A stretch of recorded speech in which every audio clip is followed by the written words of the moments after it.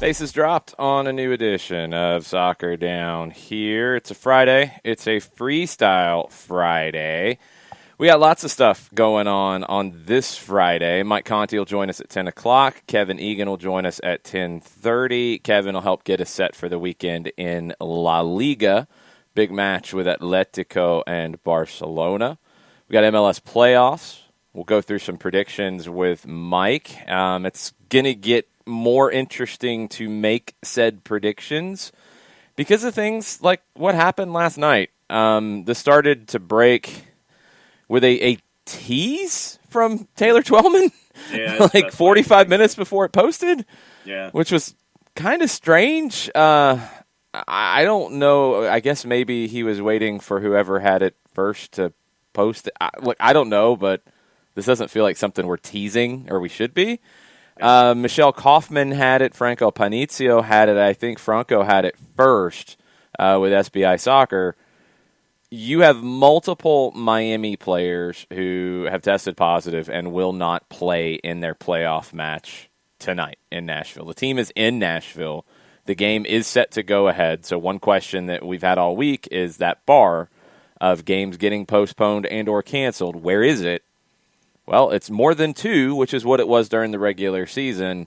5 right now is what is being reported that Miami is dealing with. Now, I'm going to go from Michelle Kaufman's post in the Miami Herald this morning. It seems to kind of, grab everything that has been said, and I'm sure Michelle has her own reporting as well out of the Miami front office. You've got 3 players who, of the 3, 2 are believed to be starters who have tested positive. 2 other reserve players have tested positive recently. They would not have traveled or been on the game day roster, according to a source. So the idea that it's 5 in total that are out of the game, 2 of them would not have been part of the game. So do keep that in mind.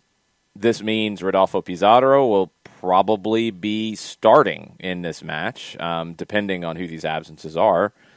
He flew to Nashville direct and met the team there Thursday night. He has a pending COVID-19 test.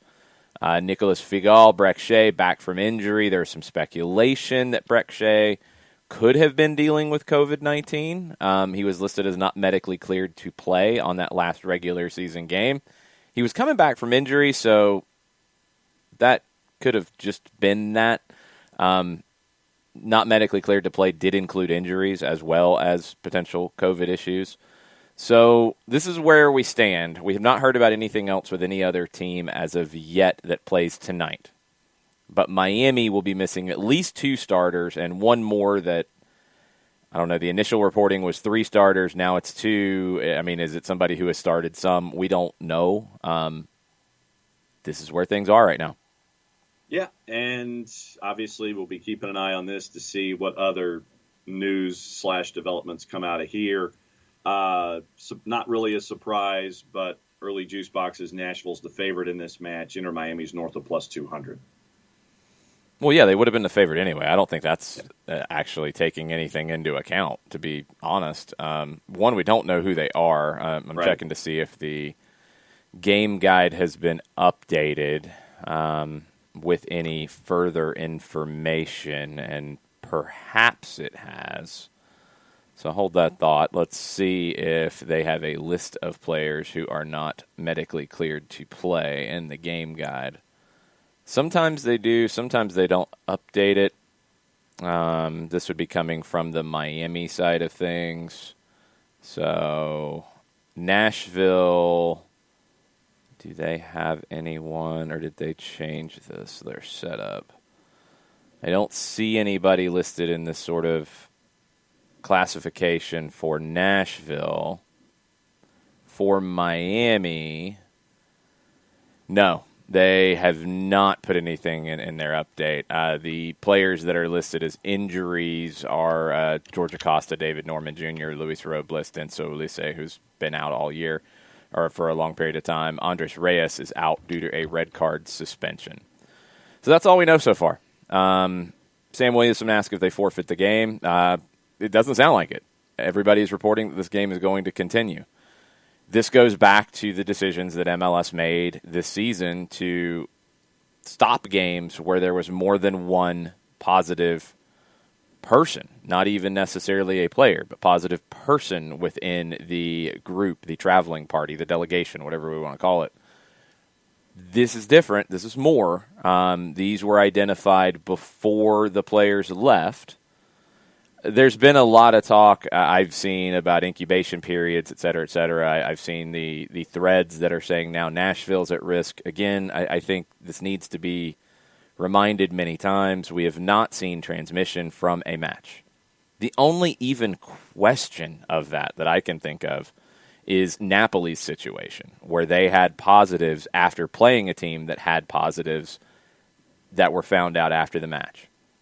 There was never a definite to say, yes, those players did zero to bring any risk into their lives except for playing that game, so they had to have got it there. That was never reported in Italy. So we haven't seen that here. We've seen multiple studies, multiple reports saying that the risk is extremely low for transmission in a game. Could it happen inside of a team? Yes. Could it happen even potentially after a game where players are congregating, socializing? Yes. That's why they're being told to put masks on. That's why they're being told not to do those things. Even to the point people were talking about don't exchange jerseys, things like that. I mean, they're trying to do everything possible so that is not a risk. I mean, look, I don't have the perfect answer here. In a perfect world, both teams are playing at full strength, but you have no room to back up everybody's playoff dates. You just don't. Could you hold it a day? Maybe. Does that change anything dramatically? I don't know. I guess the biggest questions for Miami right now are who are these players? What does it do to their shape? What does it do to their tactics? And Rodolfo Pizarro, does everything go well with him? Mexico had no issues that have been reported from their international dates, their camp in Europe. So hopefully all is good with Rodolfo Pizarro, and he'll be ready to play. And there might be more pressure on him coming off of a game with Mexico this week because of these absences. Yeah, and the question I have coming out of that match is, and with travel and with heading to Nashville directly, how many minutes can Pizarro give you? That to me is one of the questions I've got. Heading to Nashville directly doesn't change any of that. That actually helps him. It's how many minutes he played this week and how many minutes can he play. I mean, this is different, though. I mean, that's the thing. And now this is going to get even more complicated with minutes because we've talked about minutes and workload all year long, and there's a lot of talk about it in Europe right now, but these are the playoffs. It's not just a regular season game that, okay, we're going to rotate the squad. You lose, you go home. Season over. Done. Bye. Adios. You're going to try to get as much out of everybody as you can. So it's rough. Some questions on the Twitch pitch as we continue to dig into this. Katie Weaver says, forget the festive fixtures. Who will survive the Thunderdome? That is the pandemic playoffs. Yeah. Yep. Ragamuffin wants the next season to be sponsored by Pfizer. Hey, if their vaccine works the best, do it. J-Dub, does the league have a rule that doesn't allow teams to release which players have COVID, or is that a HIPAA thing, or is it the club not wanting to release specifics? It is a HIPAA thing. You can't say that this player has tested positive for this. That's why you did not hear that from Atlanta United at all this season. The only person that was confirmed to have tested positive at any point was Emerson Hyndman because he said so. Mm-hmm. And the only times that clubs have talked about it, and they've made it very clear that the player gave the approval or the coach or the staff member to say they tested positive. That's the same for a workplace too, by the way. Like, if you're in an office building, if somebody in your company tests positive, you're not going to get an email that said this person tested positive unless they allow that to go out. You're going to get an email that one of your coworkers tested positive, and they're not going to tell you because of HIPAA laws. So, yeah, that's it. Teams also, sure, like now Nashville is trying to play a guessing game of who will be out for Miami, and that helps Miami a little bit. I'd much rather have the players, but sure, teams don't want to give you information if they don't have to, but this is a HIPAA thing. This is a privacy law issue. So, Mazzano says, I'm sure we would have heard something from after the World Series where a player was playing and came out of the game when the positive test came back, then went to celebrate, but no positives were reported from other teammates or other teams after that point. There were positives from teammates. And Dodgers staff members, or was it all players? It was listed as players and staff 5. 5, and they did not say who? No. Okay. So that was talked about, but there was nobody from the opposition. That has been talked about anyway. No, that hasn't been talked about. So, yeah, Mazzano, it was on the team, but they didn't say who it was. Yeah, I mean, this is all. These are the postseason. These are the playoffs in 2020. You've got 2 games today. The first one, we have not heard of any issues yet, but this won't be the only issue like this. Flat out. It's going to happen more because of the world we're in right now. New England is hosting Montreal, and those odds continue to blow up for the Revs. The Nashville-Miami game, actually on MLS, as I just refreshed it, They pulled it off the board. They pulled it off the board for Nashville and Miami. Tomorrow, Orlando hosting NYC, basically a toss-up. Columbus hosting Red Bulls. Columbus is a favorite. Sunday, you got 3 games. Sporting Kansas City hosting San Jose, big favorite for Sporting. Minnesota, a decent favorite over Colorado. And Portland, a pretty good favorite over Dallas. We'll get deeper into those here in just a bit. Let's go to the next thing, because Ricky Ricardo says that whole Dodgers situation is still a mess. The whole Uruguayan national team situation is still a mess. And this was reported this morning. First, you've had more players test positive. Brian Rodriguez has tested positive now with LAFC. So there are 4 players who went away on international duty, all tested positive while they were away. The Uruguayan Minister of Health, Daniel Salinas, has cited the Uruguayan FA for negligence, for not following protocols. There's a little bit lost in translation. I don't know if this is an official citation, if it's anything to do with legalities or not. But he posted it on Twitter, and he criticized in an interview a photo from the Concentracion, the training camp, with players sitting around a fire pit, no masks. There's also the pictures of the asado. 16 people, 10 players, 6 staff have tested positive from Uruguay. Diego Godin of Cagliari has also tested positive. These situations can't happen, and you have to know this by now. The testing is part of the conversation. Testing does not make players, workers, anybody bulletproof. It doesn't. It just identifies issues. Notre Dame had a team meal, a normal team meal. It would be really nice to do this. Well, then you had a bunch of positive tests. We've heard about teams not training properly in college football that has led to outbreaks. Heard about it in high school football. Heard about it everywhere. The testing helps you, but you have to do all of those mundane things that nobody wants to do in terms of keeping social distance at your training ground, in terms of not hanging out in the locker room, in terms of not having these kinds of team get-togethers without masks. All those kinds of things that, yes, I know everybody wants to get frustrated about. If you don't, this is what happens. If you do, those 16 positives for Uruguay might have been 1 or 2.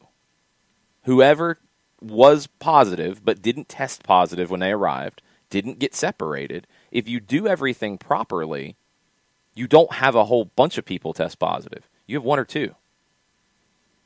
So, yeah, it's very frustrating because those things are absolutely critical. Update from Michelle Kaufman on more here. Gonzalo Higuain, Federico Higuain, Leandro Gonzalez Perez set to miss the match tonight. Story coming from Michelle Kaufman at the Miami Herald. Gracias, Johannes. 2 brothers, I get. I don't know what their living situation is with Federico joining Miami kind of late. I don't know if they're staying in the same place or not. LGP testing positive as well. Yeah. That would make sense based off what we had heard previously about 3 starters, 2 starters. Federico Higuain's not a regular starter. Yeah. So that is your update. That would affect a lot of things in terms of favoring Miami tonight or thinking Miami's going to be in a good spot. Remember, they're also missing Reyes. So you're down to probably moving Figal back to center back, and I don't know. It's going to be ugly. Okay. Thank you. Pacine had it too. Thank you, Pacine. Total mess for Miami. And we don't know the situation. Look, I mean, none of those players were on international duty. You know, we don't know if it's bad luck for one of them. We don't know if there's the risk of more, if they've been following all their protocols. Those things are completely unknown.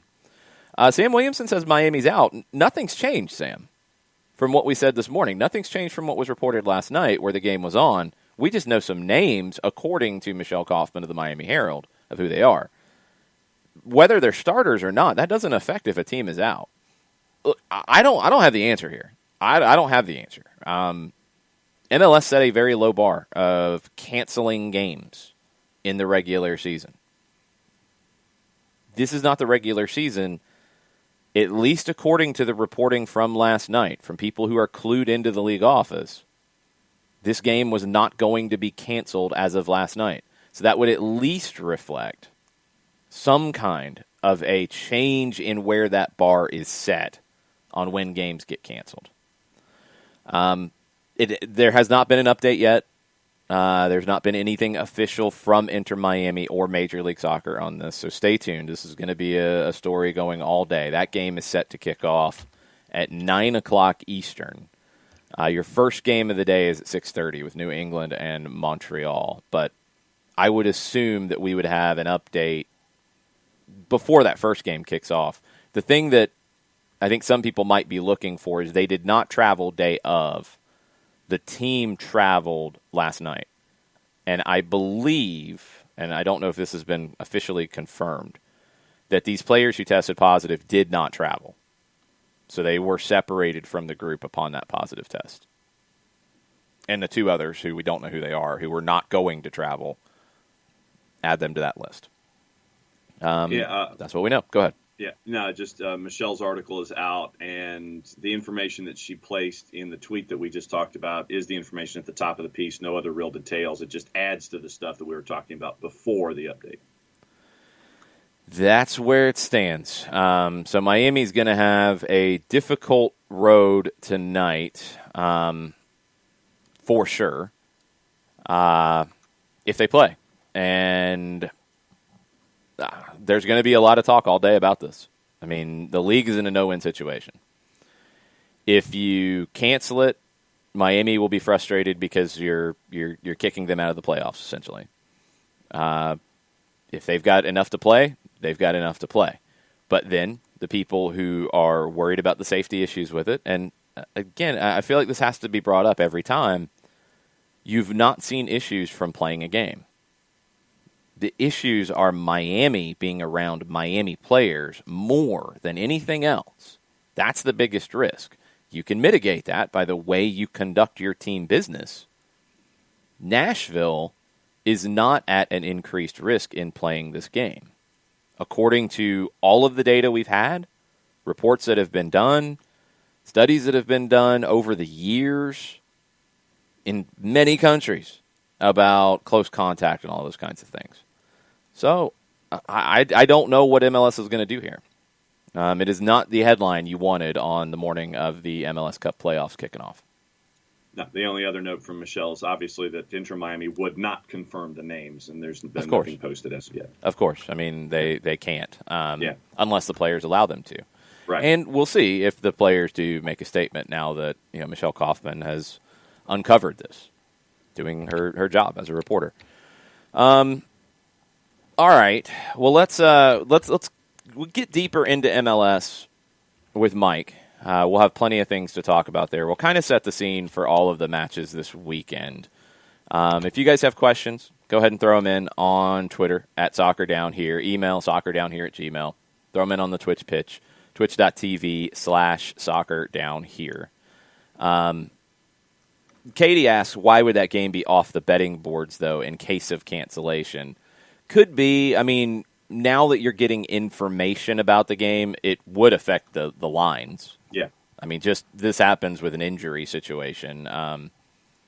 For example, like Golden State, I'm sure their odds of winning the NBA title probably were taken down when the reports came out about Klay Thompson's injury, and then were adjusted once they had the final confirmation that he's out for the year. So they would take it down knowing that players will be missing. Now you kind of know who they are. It's not confirmed. That's tricky for an odds maker. So they're going to pull it for now. I don't think they would know anything about it being canceled more than anybody else would. I think it's more about the odds.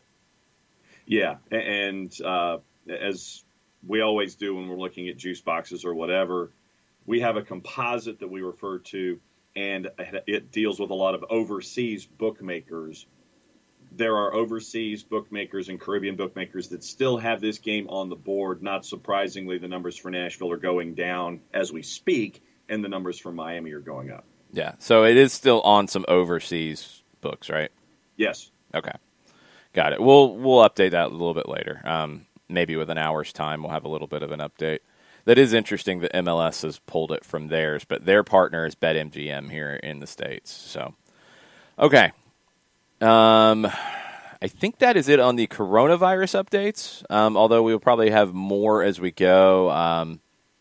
Looks like a Napoli defender has tested positive as well. More will pop up. Let's get into some other things. The list of people who are complaining about the Premier League's 5 substitution issue continues to grow. Continues to grow. We'll come back to Mr. Moyes in a second.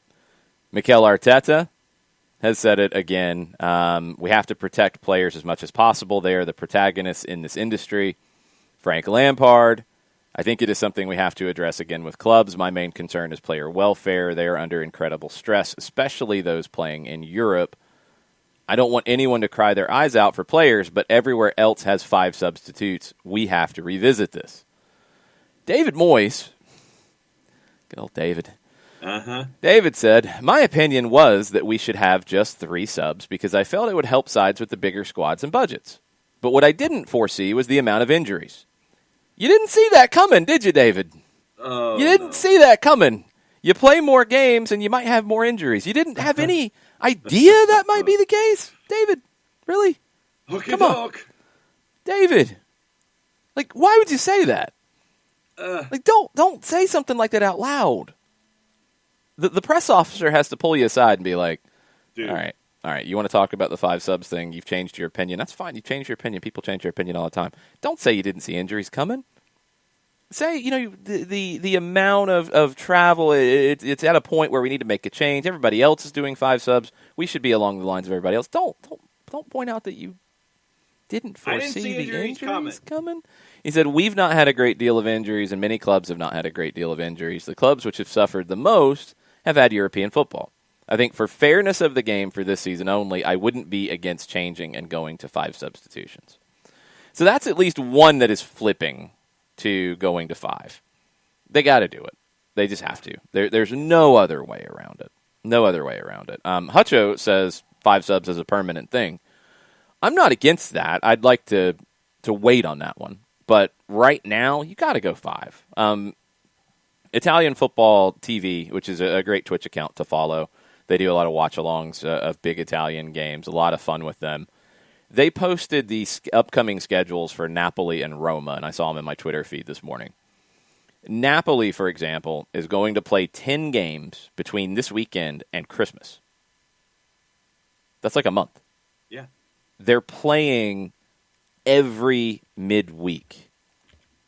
You don't think you're going to have injuries? You're going to rotate your squad as best you can. You're going to try to deal with these things, but it is Sunday at home against Milan. It's the 26th at home in Europa League. It's the 29th at home. It's December 3rd at AZ in the Netherlands. It's December 6th on the road at Crotone. It's December 10th in Spain at Real Sociedad. Back home December 13th at Inter on December 16th, at Lazio on December 20th, and at home against Torino on December 23rd. So between November 22nd and December 23rd, they are playing 10 games. You don't think you're going to have 5 muscle injuries out of that group at a minimum? Yeah. I mean, and I understand and I agree with the people who say, well, managers have to rotate more. They do. They absolutely do. You go put yourself in the shoes of Gennaro Gattuso in this case. You know, one, you're in the Europa League. You're in a good spot. You're trying to move on because you know how much that money means. 2, you know things are kind of up for grabs in Italy right now. You need as many points as you can. How easy is it going to be to say, you know what, we need to sit our best players for this game because they're tired. Like, we need to do that. They'll play in 3 days. You know, like it's going to be hard for managers to find that balance. You can't play schedules like this. I get it. I understand this is a crazy year. It is what it is. But for the Premier League to be the ones being like, you know, no, we're not going to have 5 subs, something that will help. Does it fix everything? No, it doesn't. But it will help. You got to do it. You just have to. And we'll see if they do. I don't know. I mean, they've been bullheaded and stubborn many, many times about many, many things. And they're the only major league not doing this right now. It looks bad. And all they have to do is look at the division below them. Who just did it, by the way. They weren't doing it before. No. But considering, and I just did the math quickly, between now, let's just go ahead and say now and depending on if you want to take it to the end of the calendar year or the next match week, 11 matches between now and December 29th, the end of the calendar year, or 12 matches between now and January 2nd. 12 matches between now and January 2nd in the championship, and they have switched to the 5 subs. All you have to do really is look at that. If you don't think that 12 matches between now and then isn't going to create issues, just look the one step below you. That ought to give you another big hint right there. You would think that it would. We will find out if it will. I am not holding my breath about this. Yeah. You know, because pitch side monitors and stuff. We've seen how that has gone. We've got, I don't know what the sounder would be for this. It's not quite breaking news. I'll give it developing news. Steve Bruce had some very strong words for Miguel Almirón's agent, Daniel Campos. Let's hear what Steve Bruce had to say, thanks to Sky Sports. They were that outrageous, it was bordering on ridiculous, and probably, again, a two-bob agent who's so amateurish. Why would you put your client in that situation? If it was Miguel Almirón, who I've had the pleasure to work with for the last 15 months, coming in, knocking on my door and having a problem, then I'd listen.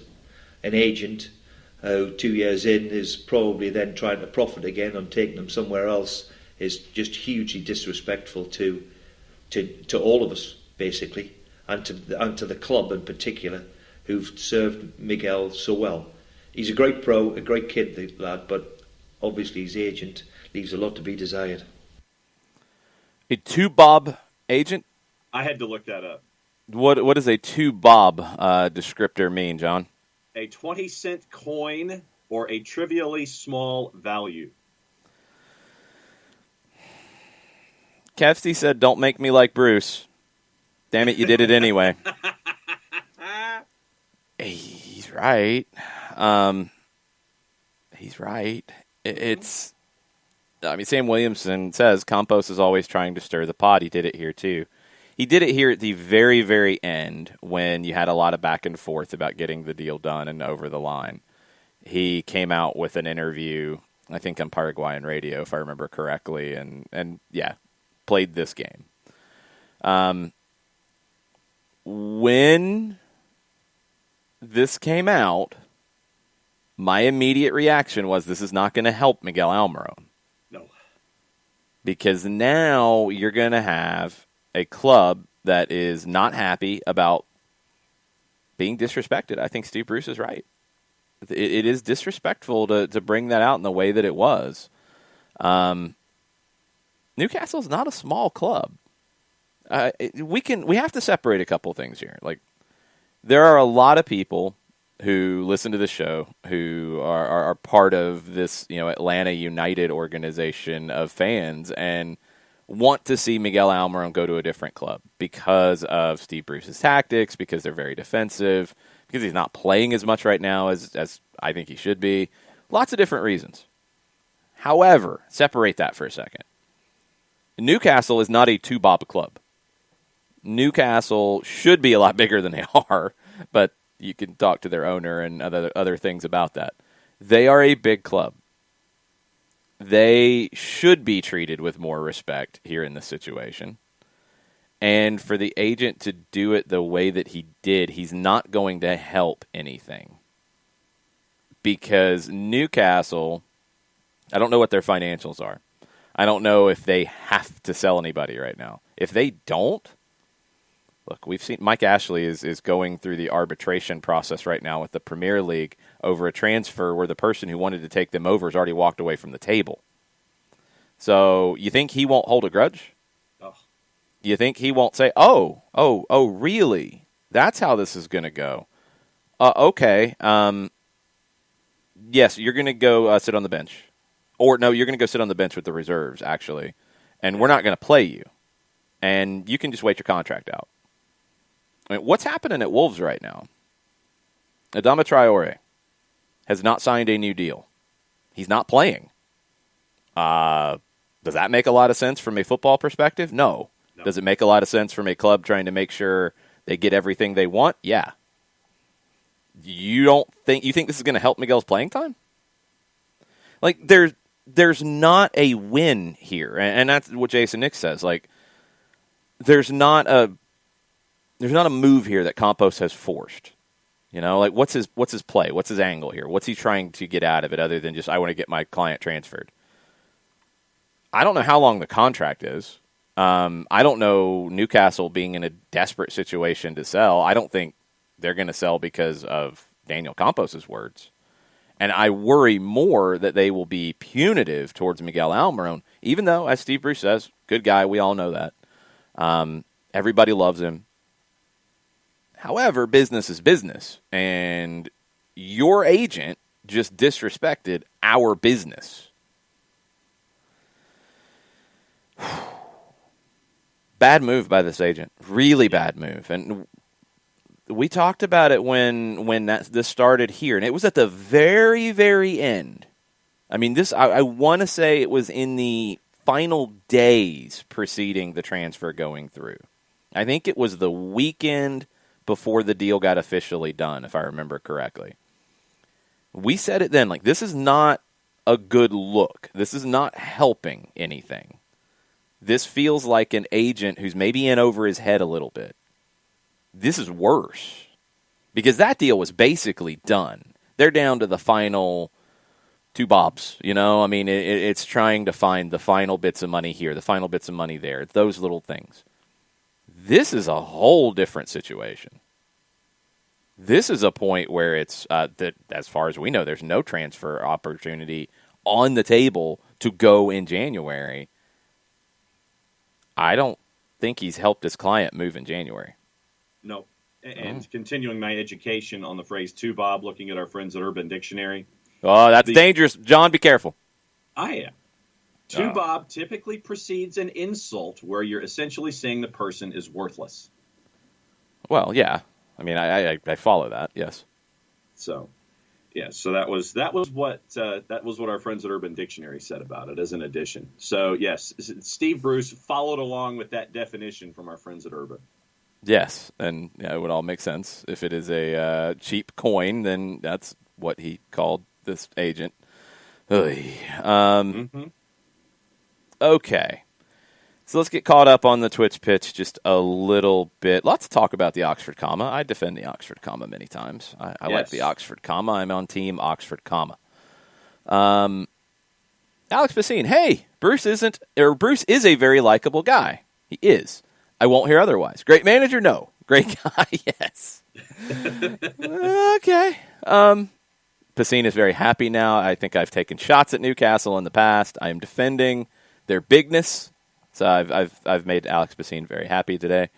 I'm here for that. I'm good for this. Percy Herrera, welcome, Percy. Haven't seen you in a minute.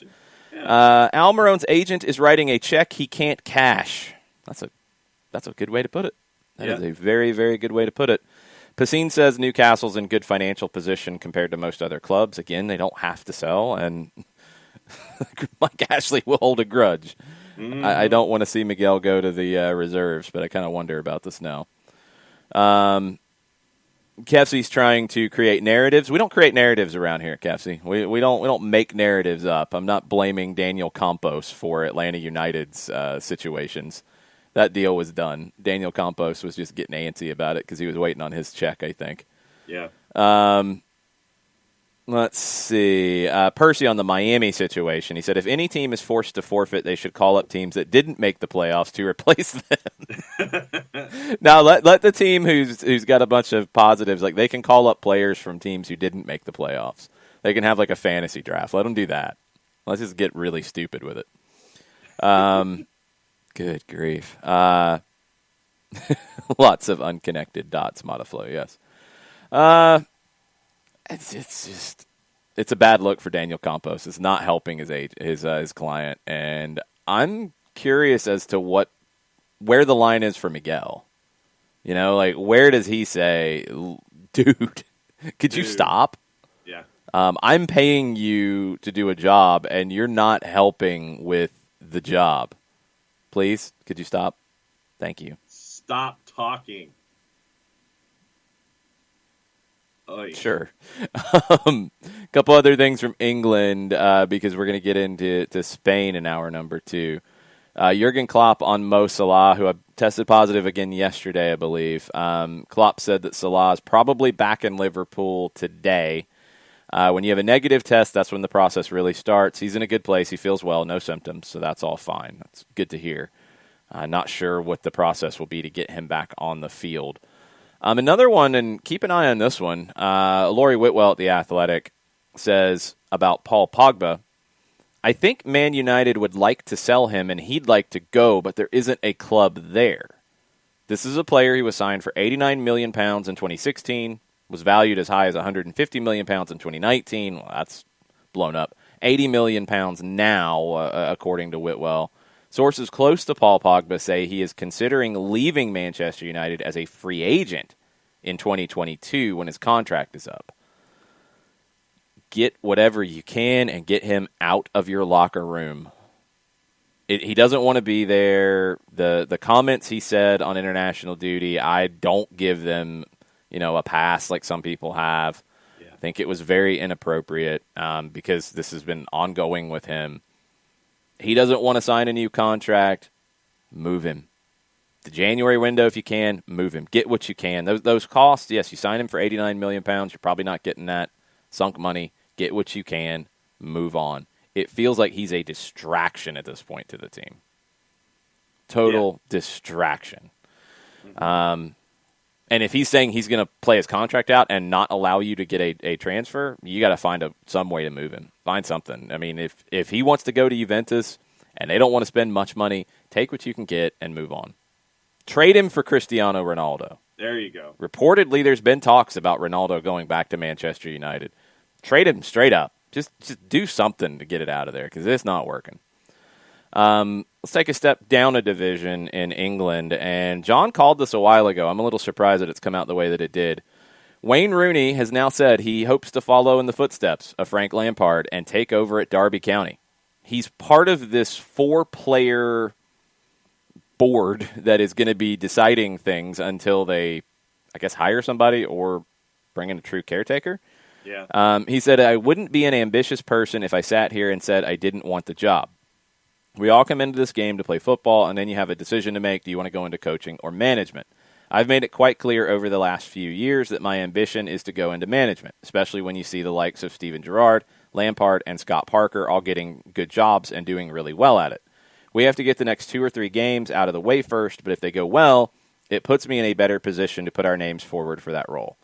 So the way Rooney says that, it sounds like he's in charge of this player quartet. I think it's 4 who are running things right now. Yeah. Okay. So he is 35. He's still playing. Other guys have done it. They have. Jason Kreis in Major League Soccer took over and won a title a couple years later. Like, it can be done. I don't know what is. I just don't know, like, the way he sees the game. I don't know what he would want to do as a coach. I don't know where his thought process is. But yeah, he's put it out there. He would like it. So maybe Derby County goes down that road. And considering that they are dead last in the championship right now, ain't no place else to go but up. But you're in a bit of a gaggle right now. It's 4 teams in 3 spots, including John Nason's dear Coventry City folks that are a part of that group at the bottom of the relegation fight. So there is some room where if you get a couple of wins in a row, you can hop out of there and be safe for the time being. And obviously, I think that, we talked about 11 or 12 matches between now and January 2nd. It's going to be a key time for this quartet to try to figure out what to do with Derby County and get them out of the mess at the bottom of the table, not the mess elsewhere, but the bottom of the table. Okay, Katie Weaver has a question that'll lead us into something as we wrap up hour number 1. On your topic yesterday, your signature segment topic about American managers and English perceptions, what English soccer manager would be your character mold for a Lasso reboot wherein a Euro guy comes to coach the Cleveland Browns? Ooh, wow. Well, I mean, for me, I'd love to see like Jose maybe. That's a good one. I like Jose with the Cleveland Browns. I think that'd be a hoot. Johannes says Alan Pardew, which I kind of like. As long as he's dancing, yes. Well, but then it would be probably the most defensive. I mean, the defense is already there for the Cleveland Browns. They just didn't have an offense in place. So Pardew's a good fit. Half the battle would be already squared away. I mean, with that front 7 that Cleveland has, I think that Pardue would be in good shape, at least on that side of the ball. It would be, then he would just bring in Mike Bobo maybe as an offensive coordinator, run the ball, and Nick Chubb maybe. It's. I thought Bobo didn't run the ball. Run the ball, Bobo. So he didn't run the ball. So that'd be a bad hire for Alan Pardew. That's true, because then that would mean that there'd be offense there. Yes, Katie Weaver's read my mind. Big Sam. Oh God. Big Sam. I'm sure that he's probably already sent his resume to the Haslams when they come up with a coaching vacancy. Probably. Gattuso would be fun too. Yes. Gattuso would be great. Could you imagine Gattuso and Baker Mayfield? Well, that's what Alex Pacine is saying. He's talking about Jose coming in saying it. Baker, you have to have balls. Yes. Jose talked about that a lot. Yes. A whole lot in All or Nothing. Yes. Yep. And Baker be a you-know-what. So Pacine about Jose running the Browns. If you do not give up a first down, you cannot lose. That's true. Good times. That is accurate. That's accurate. Gattuso would be stabbing people with forks. Could you imagine how ESPN would report that? Yeah, who's the Browns reporter? Ragamuffin's taking shots, which is not a surprise at Pep. Imagine Pep running X and O's. Guys. What about old Mr. Klopp? How would that go? Yeah. How would he handle getting questioned by the American football media? He gets so defensive about Jamie Carragher, former Liverpool legend. Could you imagine Sal Powell going after Jurgen Klopp? That'd get out of hand. That would get so out of hand. Like Schefter and Jurgen Klopp. No, Sal Palantonio would be the one who would really go after him. That'd be pretty good. Okay. So that leads us into a very short version of this.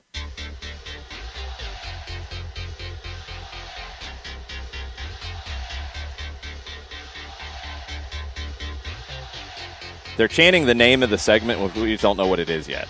Right.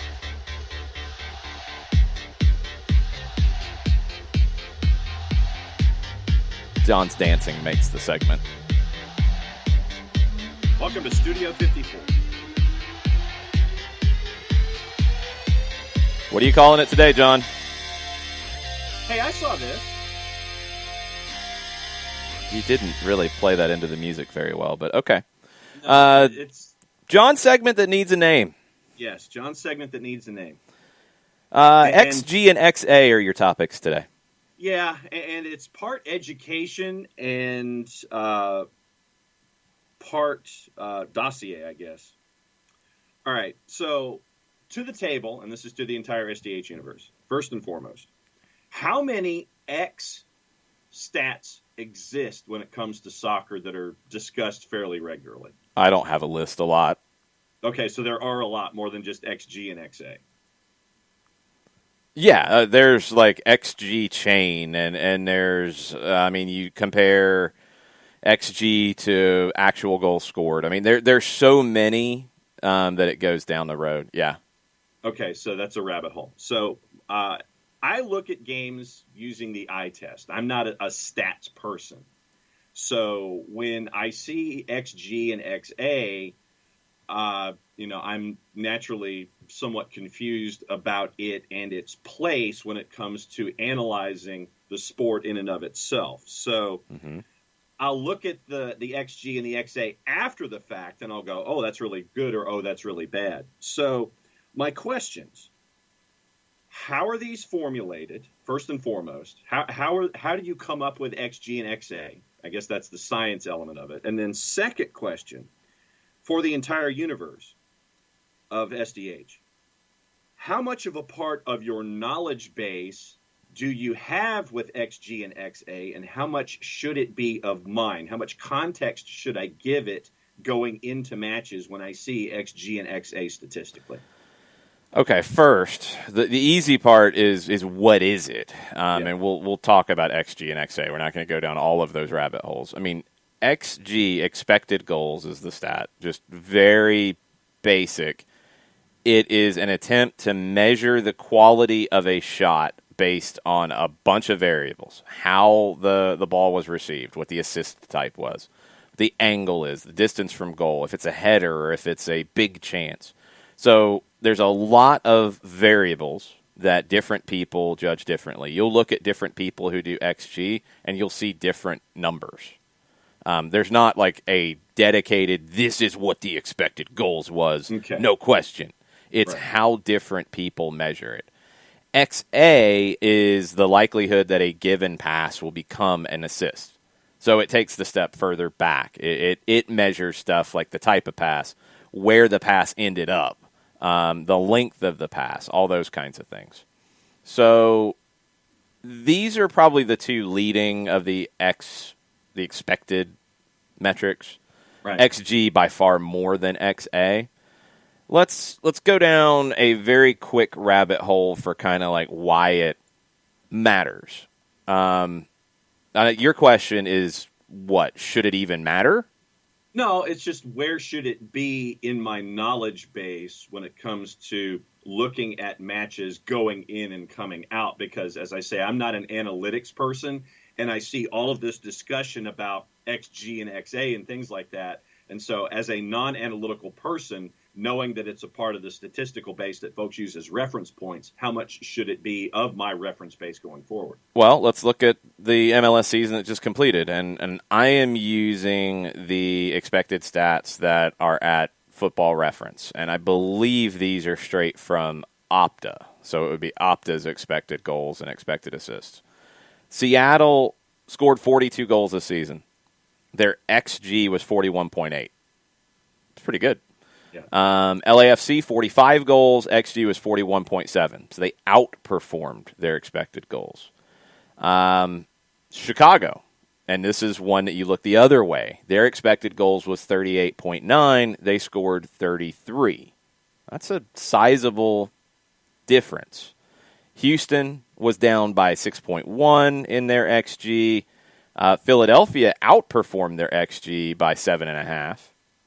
So it can give you a little bit of an idea, and I'm stressing a little bit of an idea, on form, on in a single game, kind of who had the better chances, it's not gospel.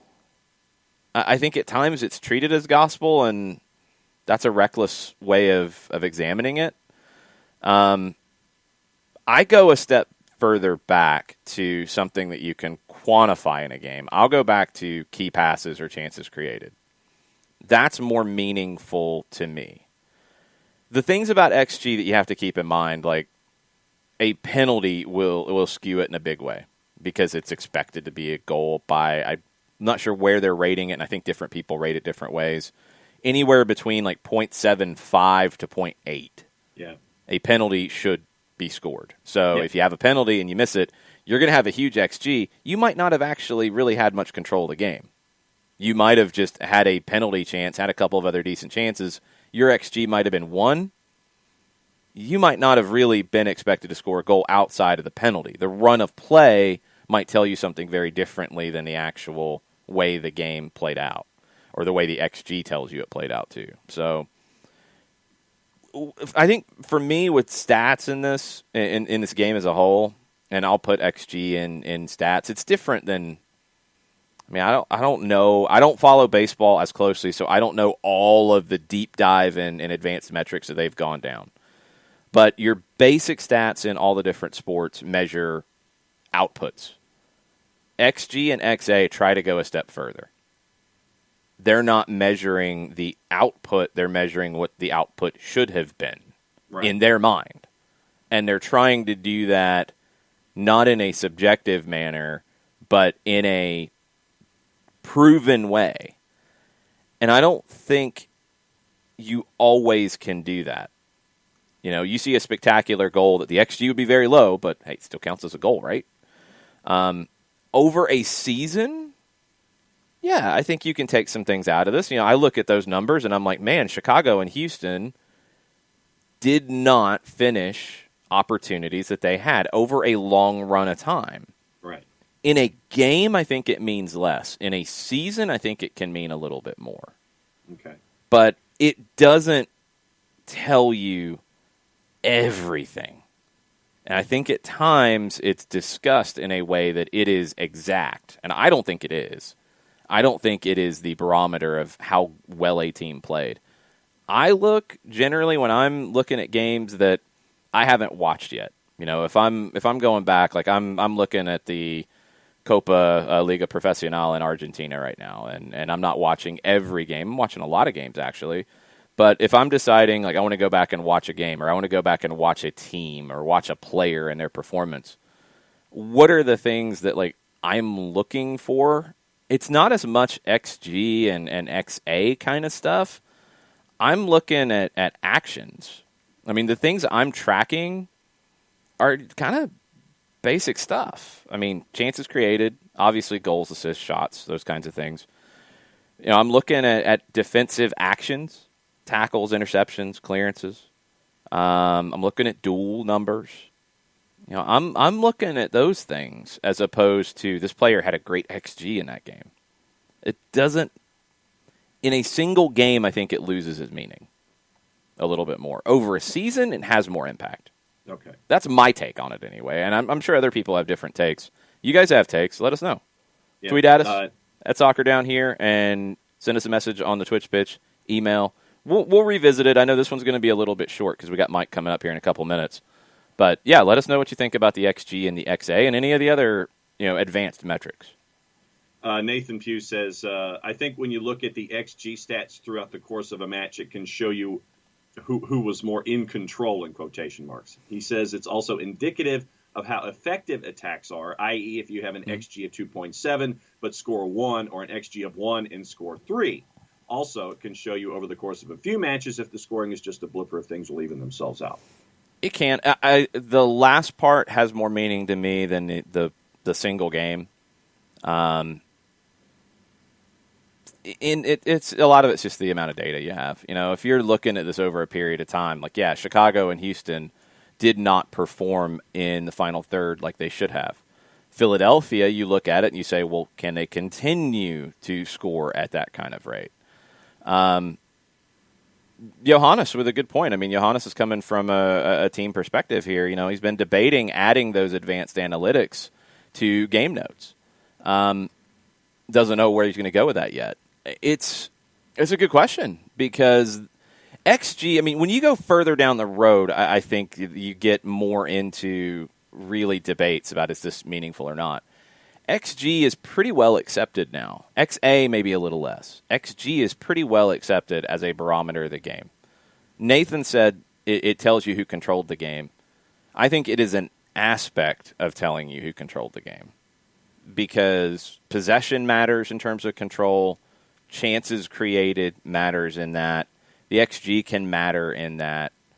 But you have to look at all of them with a little bit of a magnifying glass. Because, okay, they had a bunch of the ball in terms of possession, but did they create many chances? No, so did they really do anything with that control? They created a bunch of chances, but they didn't have much of the ball. Was that from counterattacks? Like, how did they do that? Tell me how they did that. I try to go that step further to explain it. I don't think stats in soccer tell you everything, but they can point you in the right direction if you use them properly. That's how I've looked at it anyway.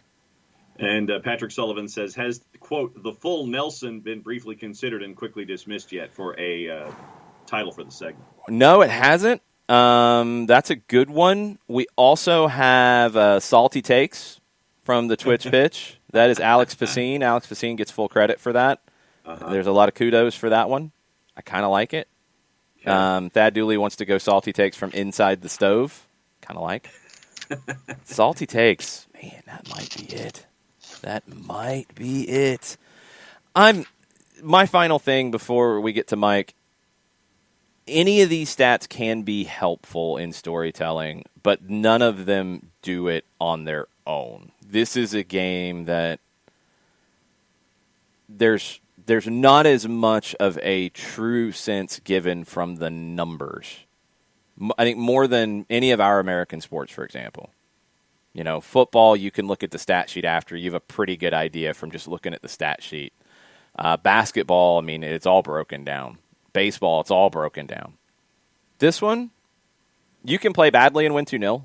You can play well and lose 3-2. Like, there's so many different variables in it that the stats don't give you the whole picture. All right. Before we get to Mike, and you might need to make this one a little quick, John, tell us about Steve Apolinsky. Apolinsky & Associates, LLC, proud supporters of everything soccer down here in the SDH networks for wrongful death and serious injury matters. There is one face that you need in the space. It is Steve Apolinsky. A couple different ways that you can catch up with him. Give him a call, 404-377-9191. Get a free consultation. You can also shoot Steve an email directly, steve@aa-legal.com, or you can use the World Wide Web. Go to aa-legal.com, large device or small, hit the enter key, the return key, the arrow key, whatever advances you to that particular homepage. Pop-up window pops up because that's what pop-up windows do. They pop up. 24/7, 365 and a quarter. Thank you, Chris Hutchison. We can always have a discussion with an individual if you have a wrongful death or serious injury matter and talk to them that way. Over 30 years of experience for clients in Georgia and Alabama, over $40 million in judgments. Recognized as Legal Elite by Georgia Trend Magazine for being one of the top 100 firms in this here state of Georgia for wrongful death and serious injury matters. There is one place to go. It is Apolinsky & Associates, LLC, and the website is aa-legal.com. Is that fast enough? That was pretty good. That was your fastest you've ever had. We got some things, but we're going to get Mike on first. Mateo, I need you to move quick today. Quick. Let's see if you can get this done, Mateo. I've got faith in you. You've been working out a lot. You've been practicing. Mateo. Yeah, Mateo's good. What's up, Mike? Did I lose you guys? Nope, you are with us. How are you? Okay, good. Yeah, you blinked out just for a minute. Okay. Well, we get to start with a little bit of this with you.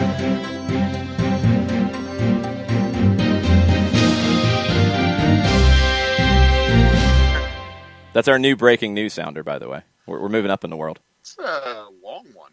A little bit. Yeah, it's a little bit. But it's big. This is big deal, Mike. We got the provisional roster for the CONCACAF Champions League for Atlanta United. Yeah, we do. I guess the big headline is that Eric Lopez is on it, and we knew that. Why is that the big headline? You don't think it's a big headline? No, I know it's the big headline for a lot of people, but like we knew that was coming. Well, okay. Well, now we have confirmation. It was. I mean, No, I'm not laughing at you because it's not news until it's confirmed, right? Yeah, I guess it was kind of obvious, but okay. Yeah. Well, okay. I'll give you a little more than that. Jackson Conway's on it. We expected that. We thought there was a good chance that would happen. Now we know for sure. So that's a big deal. Philip Goodrum's on it. That's a big one because I wasn't sure about that one. Jack Kerr is on it. That's the headline for me. You would expect Ben Lundgaard because Can is hurt. Yep. I mean, Can, Joseph, and Brooks Lennon are all on the roster, but they're not going to be available for selection. So this is this is an initial kind of provisional roster. I guess also confirmation that they'll begin training camp on Monday, November 30th. I mean, we knew it'd be the end of the month. I guess it's the very last day in the month. So yeah, I mean, here we go. I guess this kind of gets the wheels turning a little bit towards CCL fever down in Orlando in less than a month. Lagos Kunga's not on it. Andrew Carlton is not on it. I know there was a little bit of confusion there because Carlos had indicated that would be a possibility when he did his media availability last Monday. They're not on it. So there's that. I mean, yeah, a little bit of news. And I think we're going to continue to get kind of a slow trickle of news out of the club over the next week or two. My sources have told me that there's some other stuff coming. I think, some of it will be pretty self-explanatory. Some of it will be a little bit exciting. I don't have any indication on when they're going to hire the new manager. I wish I knew that. But, that's what everybody was waiting on. Keep getting kind of slow trickles of news, and this is one today, I guess. I just like that you said your sources. That's good. Well, yeah. Well, I mean, I guess my source. I've talked to one person. Source. Well, no. Singular. Play it up. No, sources. You have an army of sources. I like it. Multiple sources have talked to Mike Conti and have said blank. The one that jumped out to me on that list was Jack Kerr. I hoped that he would get the opportunity because when we started talking about this game, and hopefully more, but this game, you looked at guys who could take advantage of this opportunity that is brand new and was not expected. And Jack Kerr is a player who nobody expected to be in this position. He was a player from Georgia Gwinnett. He's a player who played in the NPSL with the Georgia Revolution. 24 years old, came in a little bit later than a lot of guys who come into the twos. But he was one of the best players in the whole USL Championship in creating chances from a right back, right wing back role. He had an incredible year. And this is a huge door that's opened up for him.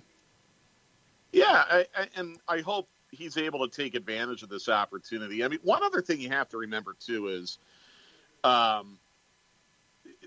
this provisional roster includes at least a few players who are not going to make it. Right. The team is still finalizing their decisions on options, and some of the players whose names are on that roster are not going to be on it come December 15th. So I don't know, specifically who and what position groups will be affected.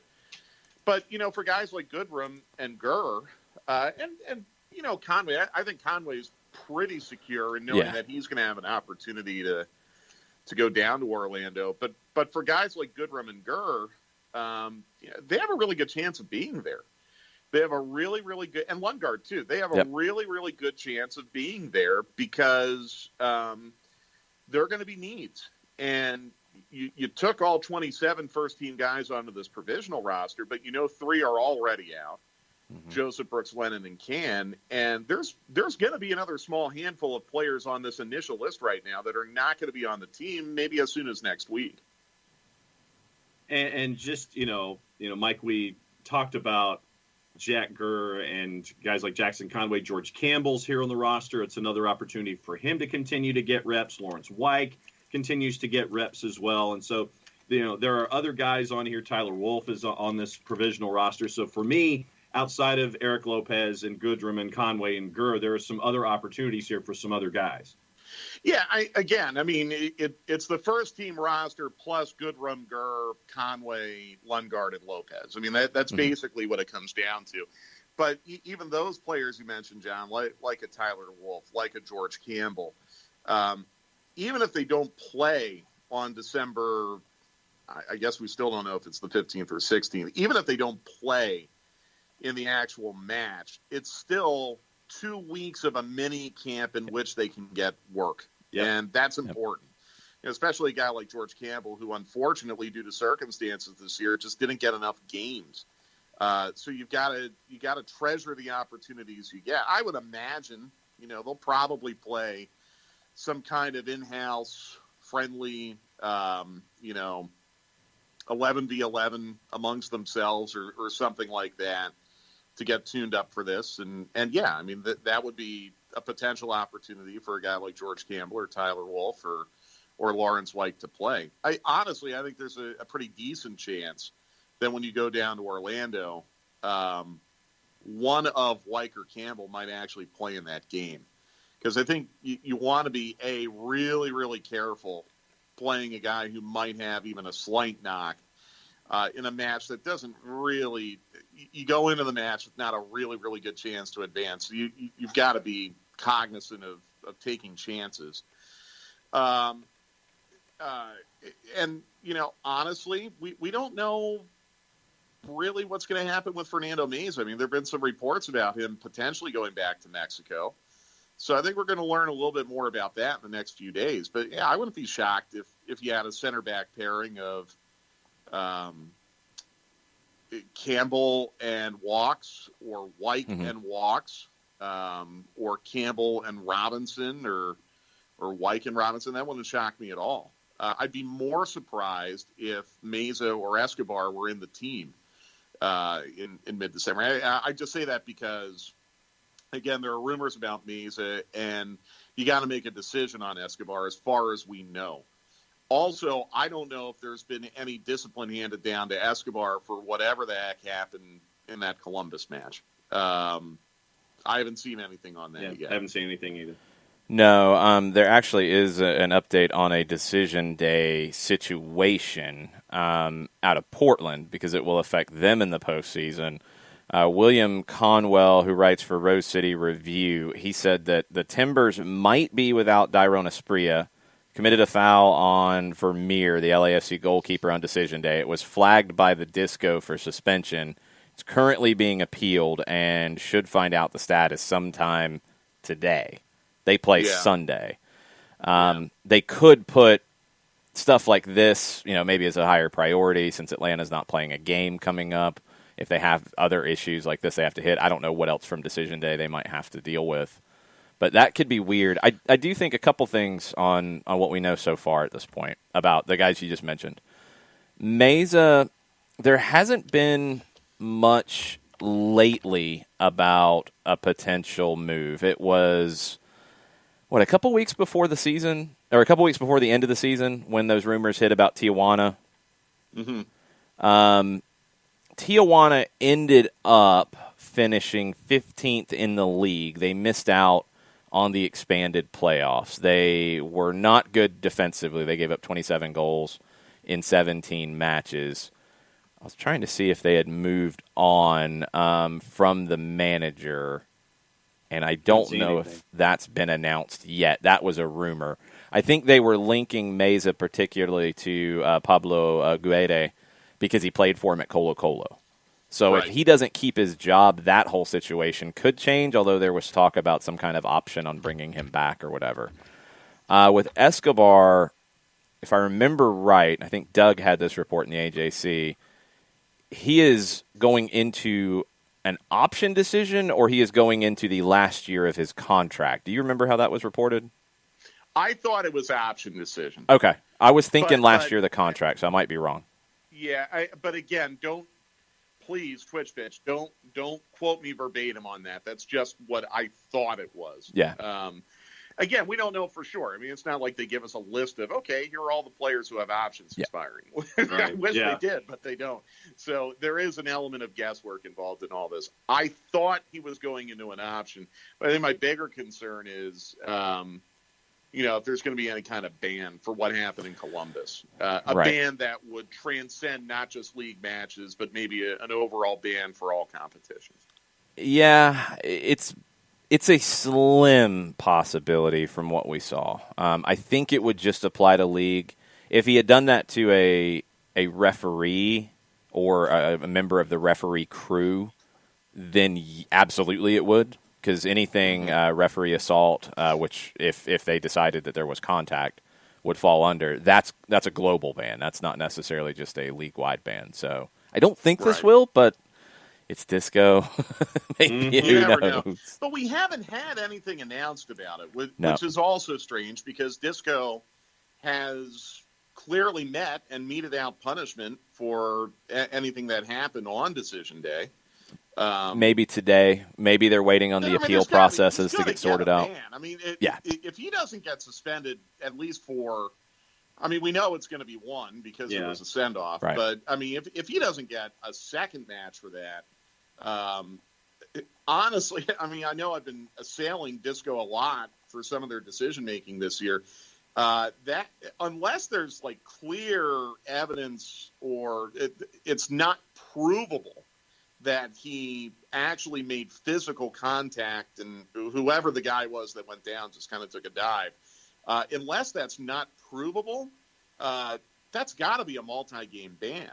And that goes back to my whole point about how disco seems to be more worried about players not leaving the pitch in a timely manner than things that actually are, potentially risky or dangerous situations. So, again, we've only seen one angle of it. We've heard Franco's side of the story. So the burden of proof, I think, is still on the disciplinary committee. I think the burden of proof is on them.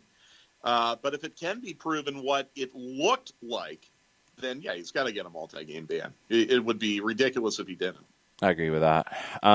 We'll have time to talk a lot of Atlanta United stuff over these next few weeks. Let's get into the postseason because it starts tonight. It starts in a few hours, actually, and we've got a lot of headlines in the second game. Let's talk about the first game, though.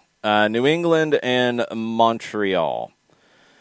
New England is a pretty sizable favorite here, and I would agree with that. Bruce Arena is looking for his first playoff win with the Revs. John, what are the numbers currently trending at? New England, minus 208 in the composite. Montreal, a plus 517, and your draws a plus 367. Wow, okay, that's changed a lot. Well, and how do you get money on the draw? If it goes to pens? Yeah, that would be it. Okay. If it's decided by penalties, you would be able to get the draw. Both teams are coming in bad form. Revs have won 1 of their last 5. Impact have lost 5 of their last 7. They did get the big win on decision day. Maybe that's a little bit of a spark. There is talk that they won't have Victor Wanyama, though. I guess he wasn't in or able to meet up with the charters. If we talked about these charter flights, there was a flight coming out of Madrid, and I know Kai Kamara ended up getting to Madrid to come back to the country. He put it on his Instagram stories, unless it is all a work that Kai Kamara is involved in. But Thierry Henry said that Wanyama is not going to make it back on the charter, so he's not going to be able to play in this match. We haven't heard anything about Revs issues. This is a weird one to call. Yeah, let's put it to you this way. If DC did not go, here, Montreal, have it. Yeah. Here, take it. If Montreal had taken a draw in that match, which is probably the deserved result, or even a loss, I guess if they lost, they wouldn't be in this match. But, I would feel pretty solid on New England in this match tonight. I'm kind of like you. I think if I'm if I'm reading your context clues correctly, Jason. I am a little bit stuck on the fact that, yeah, I mean, Montreal did get a really clutch win on decision day. They needed it. But I don't know how much Montreal won that or DC just kind of handed it to them. I really, really like New England in this one a lot. They're home. They've got Bruce Arena. Montreal, I'll give them a ton of credit for fighting their way into the postseason amid really, really difficult quarantine circumstances where were they able to train in Montreal? Did we get an answer on that, or have they still been at Red Bulls this week? Don't know. I think they went home. I'm assuming because we know Toronto went home when they actually had just a full week. I would hope that Montreal was able to go home and then come back. Yeah, I hope so too. I mean, what they've had to go through since August, you just really admire their professionalism and their resiliency. But I really, really like New England in this one tonight. I know New England had a player test positive, I think, earlier in the week, whose identity we still don't quite know. Oh, forgot about that. Yeah, that was early in the week. Yeah, but I still really like New England. I'd be shocked if Montreal won this one tonight. Wow. I'd be shocked. Wanyama is not playing. That has been confirmed. Okay. Henri was clear in that yesterday. New England all the way. Here's the one thing I'll throw cold water on your New England situation. 2, 3, and 5 at home this year. That one shocked me. Yeah, that's interesting. They won 3 of 4 against Montreal in the year, though. By the way, that still results in 7 of 10. True. So, true. You know, and again, you know, if you get a draw, then you go to Pens, and you know, who knows? It's a roll of the dice. It's 50-50. I still like New England. I don't see it with Montreal tonight. I don't. What do you think, John? I mean, I just think it's New England. I just think that Montreal ran out of gas. You know, the whole home away from home, not being at home. When are we going home? We're not going home. We're staying here. And it's just they faded down the stretch, and I don't see this being any different. I've got to go with the Revs all the way. Yeah. Revs on penalties. All right. Okay. 1-1 Revs on penalties. That's my pick. Second game today, Nashville, Miami. Michelle Kaufman, Miami Herald, reporting that the Higuain brothers and Leandro Gonzalez-Perez will not play tonight. 2 other positives, but those players were not expected to travel, according to Kaufman. Nashville, we haven't heard of any issues. Both teams said all the usual things yesterday before all of this news hit last night. Nashville beat Miami once this year, 1-0, Anibal Godoy goal. They drew in Fort Lauderdale, so they have not lost to Miami. Miami had that 3-match losing streak in late September. They got the win on decision day against Cincinnati. I think Nashville is a clear favorite. Mike, I already know you're all on board with Nashville. Oh yeah, no, I think Nashville's going to win it all. You know that. So, you know what's funny though? If this were a regular season match, it would not be played. Yeah. As far as we have understood this unwritten protocol that if it's more than 1 positive, you don't play. Miami's got 5, and including 3. Well, at least 2. Yeah, 3 plus 2. Yeah. Gonzalo Higuain and LGP absolutely would have started this match tonight. I don't think Federico would have, but you know, you would not have played this match if it were a regular season match. Just interesting footnote. Nashville.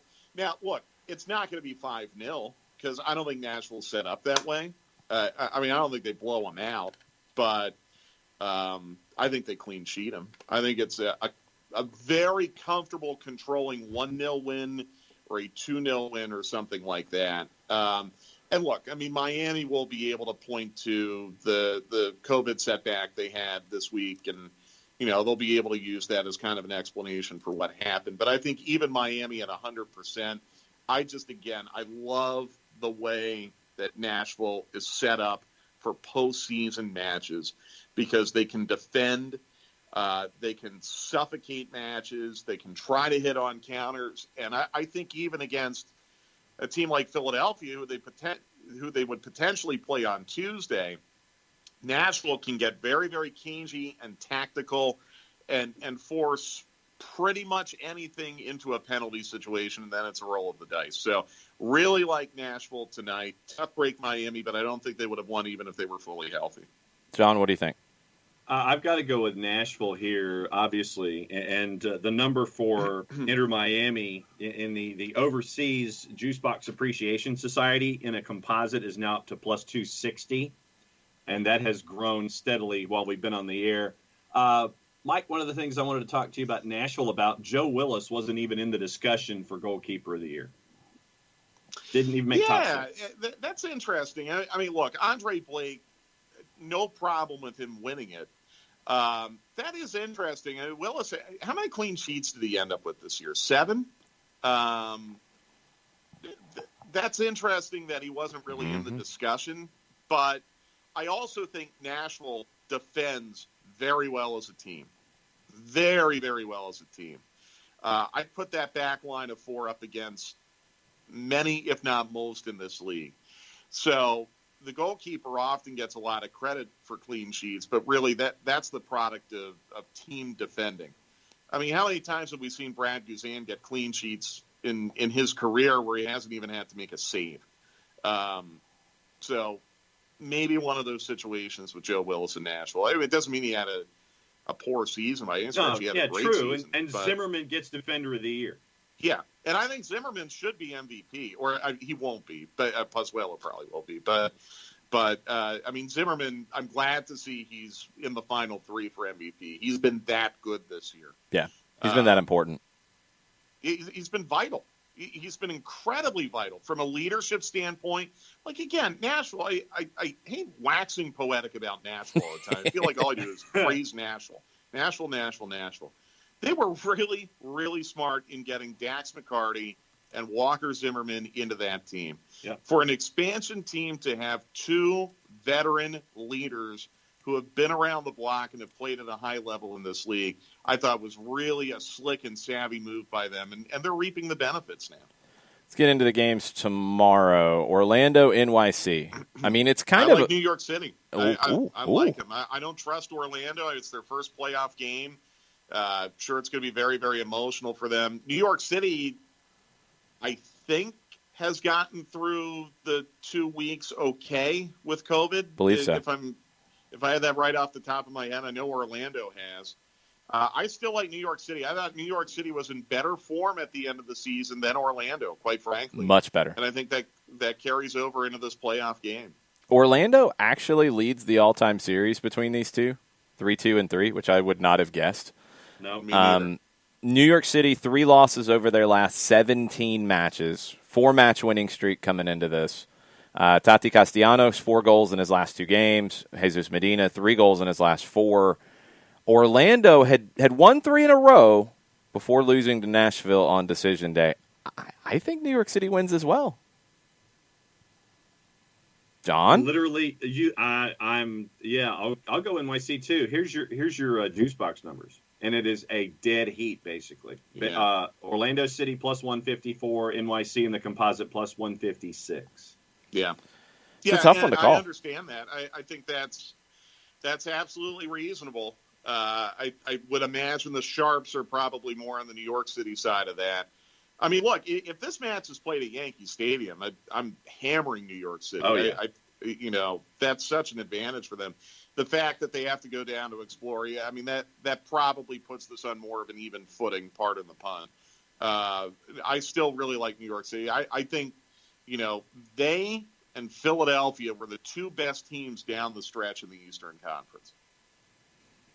Yeah, I completely agree with that. The next game's another hard one to call. 3 o'clock tomorrow, Columbus and the Red Bulls. They've met in the playoffs before. Columbus has been the better team between these two in the postseason. Columbus is the better team in 2020. 1 loss in their first 13. Then they had that slowdown. Then they came back. They won 2 of their last 3. Red Bulls, 1 loss in their last 7. And that started with the match in Atlanta when they signed Caden Clark. Yeah. They got the win on decision day. Gerhard Struber will be taking over for the first time, which I think is a little weird. Really interesting, and I think that's a mistake, by the way. I wonder if it is. Yeah. Yeah. I mean, Jason, we had talked about this on Stoppage Time Wednesday. You picked Red Bulls, and I picked Columbus just because I didn't want to agree with you on everything. And I'm going to stick with the Columbus pick, even though I really think this is going to be a good match. And I think Red Bulls have an excellent opportunity. This, by the way, has become a closed-door match in the last 24 hours, by the way. Not that would have a huge impact, but it might have a little bit of an effect. I think the Gerhard Struber thing is a mistake. Red Bulls have been playing very well with the caretaker manager. It sounds like Struber has just kind of gotten in literally the last few days because the visa thing was taking a while to clean up. I don't know. I think at a certain point, something like that can be disruptive. Now, what we don't know is how much was Struber doing remotely with this team. I doubt very much in match day situations. Yeah. But in the build-up to this match, how much has he been doing remotely? And would that make that what's going to happen tomorrow slightly less disruptive? I don't know. But I'll strengthen my Columbus prediction just because I don't really understand what Red Bulls are doing. What do you think, John? Yeah, I'm right there with you, Mike. I just think that, when Gerhard Struber wanders in with the hello, my name is Gerhard name tag, right? I think that kind of disrupts what you've created up to this point. So I'm going to go with Columbus. Oh, I'm going to stay on the Red Bulls, even with this move. I'll take the opposite angle that you get a little bit of that new coach bump. I would assume that Struber's at least done some Zoom calls or whatever with these guys, and they know who he is. I think he's been talking to Carnell. I think that was discussed yesterday. So he's had some level of involvement. I don't think Columbus has found that early season form again, and it's understandable. They had a ton of injuries. I will be curious to see, with that rest, is Darlington Nagbe closer to 100%? Is Lucas Zelarayan closer to 100%? And can they get back to that form that they had at the beginning, where they were shut down defense? 5 goals in 13 games that they allowed. That's insane. I don't think they get there fast enough. And I think the Red Bulls, with a team that's still finding their footing, the Red Bulls style can be very disruptive to that. So that's my out on a limb pick, is the Red Bulls to win on Saturday. Okay. All right, hang out for a second, Mike. We're getting a friend of ours on the line real quick. Ooh, here we go. And I'd like to hear his take on a couple of these games real quick as well. And we'll be getting into some La Liga with Kevin Egan, who is now joining us. What's up, Kevin? Good morning, guys. How are we? Party. We are good. Mike Conti's also with us. Hey, Mike. Good morning, Kevin. How are you? I'm all right, but I miss the sound of your voice. Jason, too. John as well. I miss you too, Kevin. We'll all be together soon enough. I hope so. I hope you're staying safe and keeping well and enjoying what you can. We've had some beautiful weather in Atlanta, so I'm very grateful for that. By the way, tomorrow's the last day of summer here in Atlanta. It's going to be 70 tomorrow, and then that's it. We won't get it again until probably March. So take advantage if you can tomorrow. I know I'm going to be doing some grilling and probably cleaning out the garage, but tomorrow's the last hurrah of the 70s for quite a while. Mike, I'm jealous of your grilling game. I must say, I've got to up my game. Seriously, if you had to recommend one thing for me to grill this evening, what would it be? What would the go-to Mike Conti grill? Do you have any dietary restrictions or anything like that? Absolutely nada. No. Okay, good. Excellent. I'll tell you what, my friends over at Buckhead Butcher Shop, I'm giving them a free plug here. They do a house-brined North Carolina bone-in pork chop. Wow. And the brining just makes it almost creamy smooth when you eat it. It's so juicy and almost, like I said, creamy. And you do maybe 5-6 minutes aside on high heat on the grill. And the brine's going to do all the work for flavoring. You don't really have to season it too much. I love it. That would be my go-to with the side of your choosing. Something starchy, probably. I like it. Okay. All right. And what was the name of the butcher shop again? Buckhead Butcher Shop, down on Far Road. I know you're not far from it, Kevin. Tell them I sent you. Okay. All right. That's awesome. All right, before Mike goes... Instagram live it, Mike. What's that? I might Instagram live it. Oh, please do. If you do, I would actually love to see how you do it. That'd be great.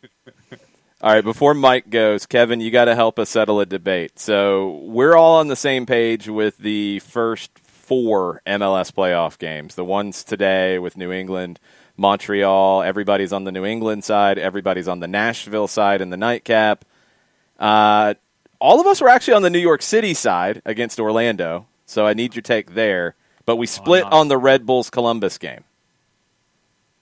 What are you thinking on these? Just home advantage is so crucial here, guys. I can't look beyond Orlando at home against them. NYC have been fantastic of late, no question about it. But I think Orlando are in for a serious run here. Listen, this is 2020, right? If ever Orlando are going to win MLS Cup, it's 2020, or at least make a good solid run. And for me, Daryl DK just continues to improve, and it won't be a big surprise if a big-ish European club comes after him soon to take his services away. I think he's been outstanding. So I'm going Orlando in that game. And I agree with you guys on Nashville. I continue to kind of support Nashville in a way because I feel the media's perception of Nashville has been generally quite harsh in the way I think they can play in different ways. Dax McCarty and I had a conversation earlier on in the year to go off on a little bit of a tangent. And because I once played a beach soccer game with Dax McCarty in Miami years ago, and we kind of kept in touch. A random story. Random story. A guy called Johnny Barajo, formerly of the New York Red Bulls, set up a beach boot camp in Miami that I used to go to. It's called Soccer Shape. Again, Mike, I'll throw out the plug there for Soccer Shape. It's around New York and elsewhere now. And Dax showed up one week, and we ended up having a great chat and kept in touch a little bit. But he just said to me he felt that the media's perception of the way they play is just so unbelievably wrong, and to call them boring and the way they go about their business is simply incorrect. And I think if you watch them play, and we've had a chance to watch them play an awful lot this year against Atlanta United, you can tell that they can play in different ways. They pick and choose their moments when to press. They pick and choose their moments when to actually put the ball down and play, or go long if need be. So I got them absolutely going through against Inter Miami. Do we know who the players are, by the way, from Inter Miami? Well, we have it reported from the Miami Herald. Leandro Gonzalez-Perez and both of the Higuains, according to Michelle Kaufman. What? Yeah. Oh, yeah. That's a shame. I was looking forward to seeing Zimmerman against Higuain. Gonzalo, that is. Okay, so Nashville to go through for sure. And the other game, it's who? Columbus against who? Columbus and Red Bulls. Columbus and Red Bulls. I'm the one picking Red Bulls. No, I gotta go Columbus. Yeah, everybody else is. You're with everybody else. I'm out on the island. Yeah, I can understand why, Jason. But Columbus with they had their issues, but it was mostly when guys were missing. It was mostly when so many key pieces were away. And now they've had a little bit of a chance to breathe. Mensa can finally put the feet up for a couple of days, hopefully. And I picked them going through. All right, Mike, before you go, we've got a bracket challenge, and I hope that Mike and Kevin will join in. It's on MLS. We tweeted it out from our Twitter account. Do you want to go on the record with your pick to win MLS Cup, Mike? Sure. Yeah, no, absolutely. And by the way, I am absolutely 100% with Kevin. As listeners of this program know, I've been very, very bullish on Nashville. The problem is if New England wins tonight, like I think they will, then you're going to have Nashville against Philadelphia in round 2, which I actually think should be the Eastern Conference Final, because I think those are the two teams that are best equipped in this playoff run. I'm going to go Philadelphia. I know, again, not a whole lot of playoff history on their side. One total playoff win on their side. But I think this year is, like Kevin said, 2020 is the year of the unexpected. They've been the best team all year. They can score. They can defend. They've gotten brilliant goalkeeping from Andre Blake. Jim Curtin's done a tremendous job managing that team this year. So I will go on the record. Philadelphia, City of Champions. Philadelphia will get it done in 2020. And will make up for the miserably disappointing years of Penn the Phillies. State football. No, I don't even acknowledge them right now. But they will make up for the massively disappointing years of the 76ers, the Phillies, and the Eagles. And the mildly disappointing year of the Flyers. Okay. I wanted to go in a different direction. I tried to talk myself into it really hard. and I could not. I got Philadelphia as well, beating Portland in the final. I wanted to find a way for the Timbers to win it, and I couldn't. You know what my problem is? I'm so hesitant to take a Western Conference team to win it all because I think those Western Conference clubs are going to beat up on each other in this playoff. If you look just at the round one matchups, let alone potentially what you could have in the conference semifinal and the conference final, boy, if you win the Western Conference championship, you have earned it. There will be no flukes getting out of the Western Conference this year. Any of those 8 teams could do it. Kevin, what are you thinking? Have you went that far yet in your predictions? Yeah, guys, I know you may hate this, and the likes of Abby listening in. Come on, Abby. Where are you going? I'm going with Orlando to win the East. Wow. Yeah. Wow. I think when you really break down every aspect of every team, I think they've got so much going forward, and Oscar Pereira has improved their defense immeasurably. Like what Galese is doing in goal this year has been fantastic, and he's available. I haven't seen the latest news from Orlando as to as far as I'm aware, Galese's come back COVID free and available to play, and there were scares about an injury, but he's been fine. I think Antonio Carlos as the back has been tremendous. Good fullbacks in midfield. Junior Urso for me is one of the most underrated players in the league. Totally agree. Further forward, Daryl Dike, like I said, the football that he's playing alongside Nani and Mueller, what are they missing? And if they can hit form at the right time, I think they could go to Philadelphia and beat Philadelphia in an Eastern Conference final. They would meet. They would meet in the final, correct, Jason? Correct. Yeah. Correct. My iPad continues to crash on me here as I try to pull up the bracket. That for me would be an outstanding Eastern Conference final. That would be a high scoring, entertaining affair, and I think I would put my money on Oscar Pereira and Orlando to make it to an MLS Cup, which would then mean they would host. Am I right or wrong there? If they met Seattle, who would they host? would host over everybody but Sporting. Okay. They would barely have it over Seattle. 1.78 points per game to 1.77. Yeah. See, I'm going Seattle to win the West. I was looking at that earlier today, thinking I could see them getting by Portland, and I could see them getting by whether it's SKC, Minnesota on the other side. So then you'd have an Orlando-Seattle MLS Cup. And then it's really hard. Then I would go Seattle, to be honest. Okay. Well, I'll tell you, I like Seattle a lot more against LAFC now than I did a few days ago. Yeah. Absolutely. With all the absences of LAFC, now 4 because Brian Rodriguez has tested positive. 10 Uruguayan players, 6 staff out of that group. I mean, you got the Minister of Health yelling at the Federation about their protocols. Sure, look at Atletico Madrid this weekend against Barcelona. No Luis Suarez, no Lucas Torreira as well.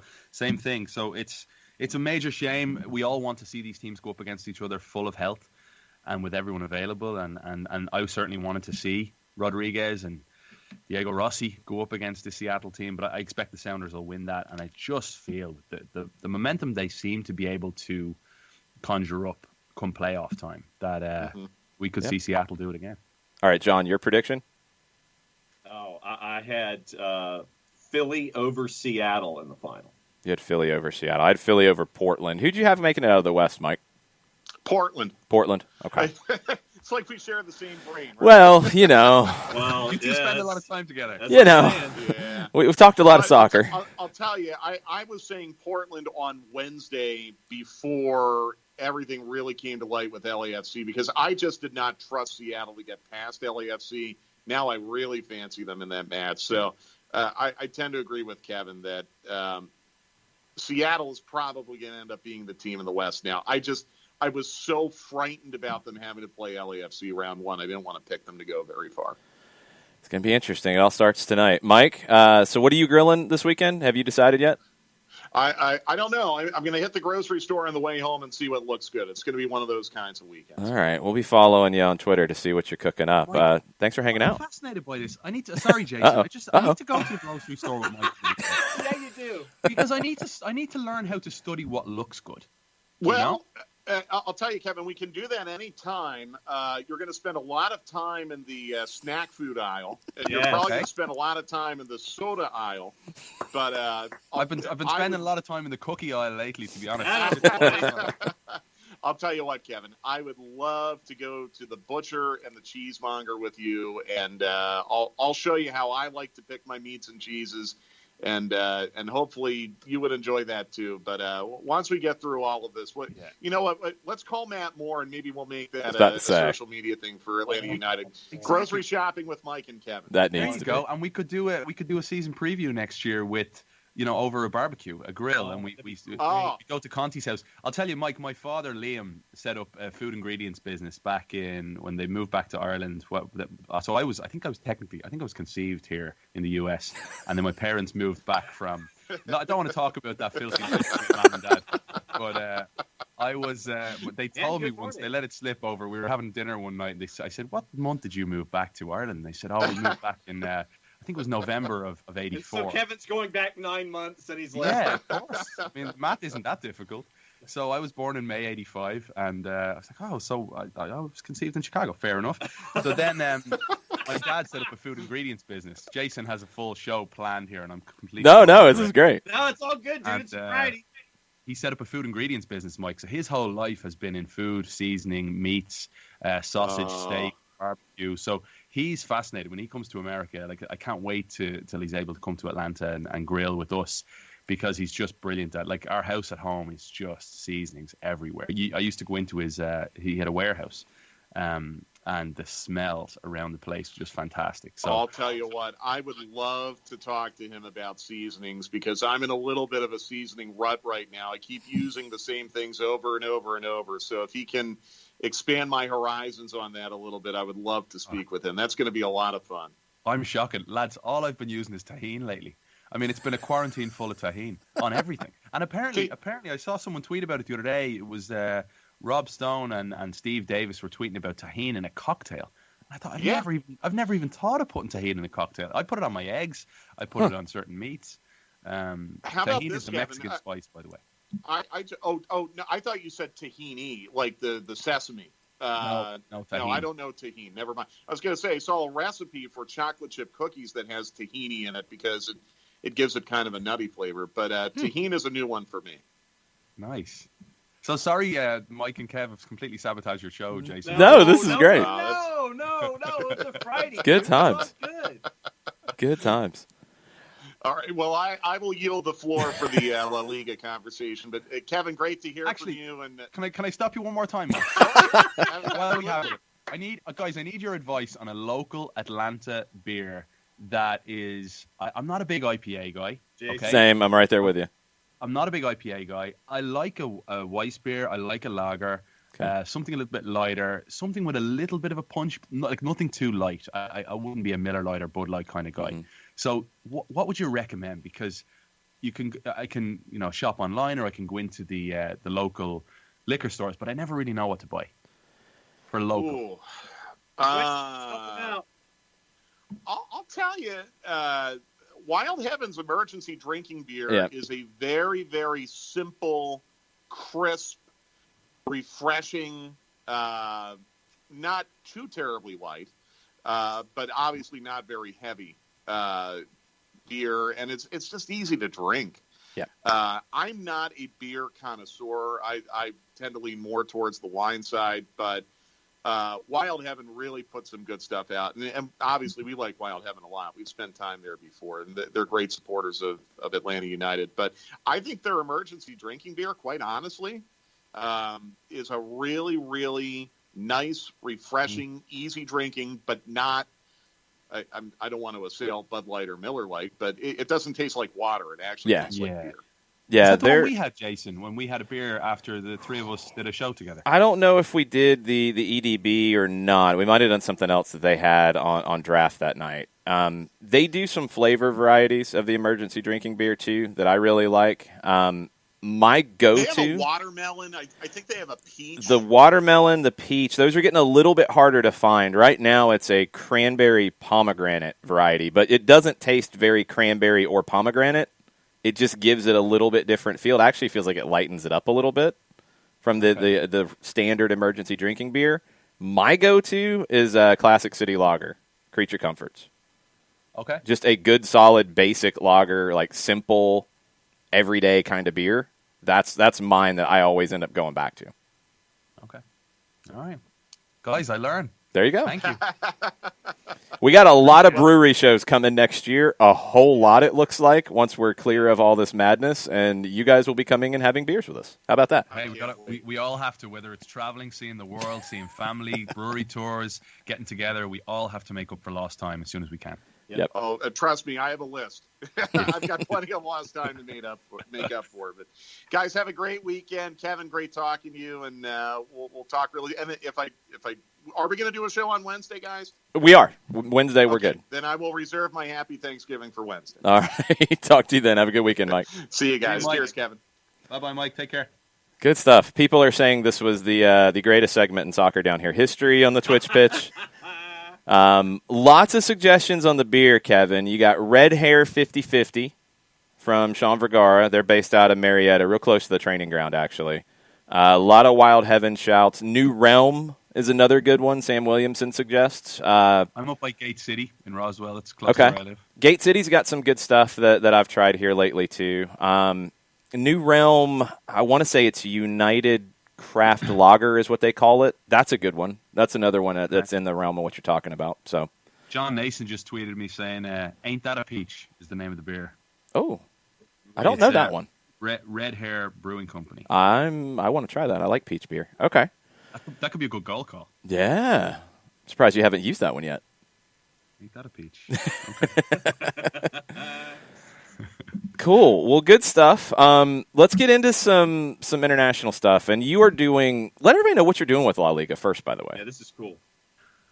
So I team up with La Liga to do like a weekly show with Aaron West as well. It's essentially a recap preview, filling everyone in on what's going on in the wild and wacky world of the Spanish Primera. It's a lot of fun. I can do it from home. Obviously, I have to with COVID. But it's fun. I love the league, Jason. I love the league. I've loved it for a long time now. It goes back to before moving to the US. Sunday nights would be watching Barcelona, and those games would always be later too, over in Spain. A 1 hour time difference to the UK, where the Premier League games would be on, but they'd also have the games much later. Like over in Spain, there's no issue with kicking off at 9 p.m. Yeah. It's crazy. It's fantastic. So watching late night Barcelona games with the Ronaldinho and Henry and a very young Messi breaking through, a Bojan who plays for Montreal, like that was always fun. And then to join beIN Sports in 2015 and be able to cover the league was fantastic too. And then now La Liga reached out and said, would you be interested in doing a weekly show? So it's been a lot of fun. I'm very grateful. Where can people watch it? La Liga social channels. So usually I'll retweet a lot of what I get tagged in, and it's a brief show, like 6-7 minutes. But if you want to know what's going on in the league, check it out. It's good fun. Every week, preview, review, and we'll fill you in on all you need to know. So when you're chatting to friends, you can have a little nugget or two in your back pocket. How unabashedly screwed up are things at Barcelona? Oh, how long have you got? Where do we start with this? I feel like we've been talking about this for months and it hasn't gotten any better. I'd like to think that Barcelona is beginning the healing process and has, in Bartomeu, the leaving the club. Lionel Messi will most likely leave the club. I hate to say that, but I believe it could happen as soon as January. Manchester City re-signed Pep Guardiola until 2023, meaning that I feel the writing's on the wall for Messi to leave. Did you see what Pep said? No. I think this came out in Manchester City's media availability, talking about Messi. He said, Lionel Messi is a Barcelona player. As a person, I have a huge gratitude for what Barca did for me as a player in the academy and as a manager. What I want for him is to finish his career there. I don't know what's in his mind. Well, I mean, Pep Guardiola will most likely return to Barcelona at some point. Yeah, I think Pep Guardiola has to say that. Pep Guardiola is a Barcelona man. He loves Barcelona. He loves everything about Catalonia. And that's not surprising. However, if Pep had a chance to manage Lionel Messi until 2023, and potentially, if Messi retires then, they go back to Barcelona together, or Messi returns to a better-looking Barcelona, and the Barcelona that looks a little bit more familiar to the one he grew up and loved along the way. So I just feel that the situation is broken to the point where Messi needs a break, both mentally and physically. He likes to play a lot. We're seeing his minutes being managed a little bit more by Ronald Koeman of late.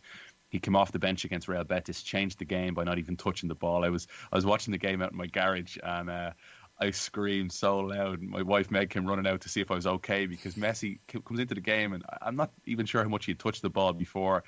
A ball is played across to him near the edge of the 6, and he just dummies it. And he dummies it. The ball runs through to an empty Antoine Griezmann, as Dan Gargan would say, naked on the back post, and all he had to do was tap it in. And Claudio Bravo came running out off his goal. It was just one of those miraculous Messi moments, and he changed the game without touching the ball. The game was level at the time. How broken is Barcelona? I don't know is the honest answer, because it depends who comes in. If it's Victor Font, if it's Laporte comes back, it's Laporta. It's a curious one, John. It really is. The players have been moved on a little bit. Like Suarez left the club, Rakitic left the club. PK is still lingering. Busquets has not been himself of late at all, and I hate to see that, because he's maybe top 5 my favorite player of all time. And he's struggling in that position, especially with Koeman, the way he's changed things tactically. He's gone from 3 in midfield, 3 real central midfield players, to simply 2, and one of them is Busquets. And Frankie de Jong looks a little bit hung out to dry at times with, whether it's Fati, Coutinho, Messi, Griezmann, further forward. The Antoine Griezmann situation is one of the biggest issues right now, being quite honest. And that is a situation that wrecks my head, because Messi gets off a flight from Argent. Well, he was in Peru, right? Peru, yeah. Lima, yeah. So he gets off a 15-hour flight. He's hit by a taxman as soon as he lands while sitting on his plane. Yeah. Then he leaves the airport, and he is peppered by a swarm of pests, of journalists that want answers. And I understand journalists have to do their job, but in the middle of a global pandemic, getting that close to a guy is just scary. Looking for answers, and Messi says, why am I always the problem at the club? And he has a quote that's pretty, that makes headlines. And Griezmann's uncle is speaking now. Griezmann's former agent is speaking. Griezmann needs to tell his camp to shut up and just quit it and play the game, and also produce. You're not talking about a 17-year-old kid. You're talking about a 29-year-old World Cup winner who has, since he's gone to Barcelona, has not produced. And part of that's a systemic issue. Part of it, he simply doesn't fit. We've seen issues with Dybala and Messi at the international scene. We've seen issues with Coutinho and Messi at club level.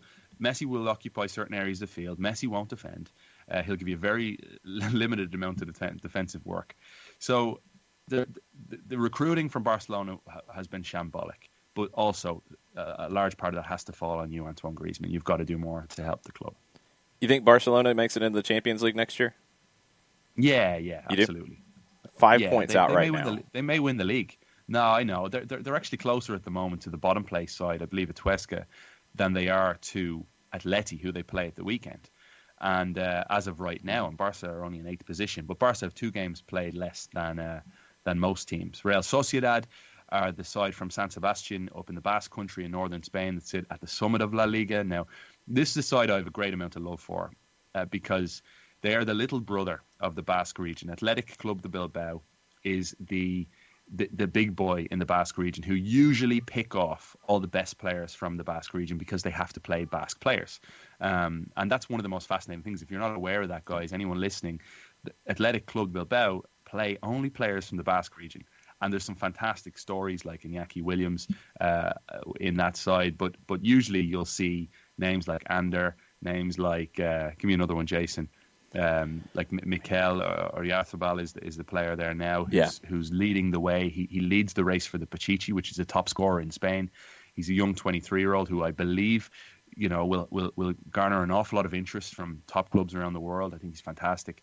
And they've got a coach in Imanol who used to play right back for the club, was there for 9 years. He's part of their academy. And that's one thing in Spain. They have huge affinity for players or coaches that have a past with the club. Yeah. Far more than, say, the Premier League, who just want to pick off the shiniest toy and go and get them. And Imanol, he's an understated manager. What he's doing this season has been fantastic. And Real Sociedad, for me, La Real, you can also call them. One of the things I learned is you can never call them Sociedad because that just simply means society, and they don't like that at all, and understandably. So it's a fascinating season. I'm going off on awful tangents here. Apologies. No, this is great because this is a league that I think for a lot of people in this country, like for one, it wasn't available really until the last 15 years or so.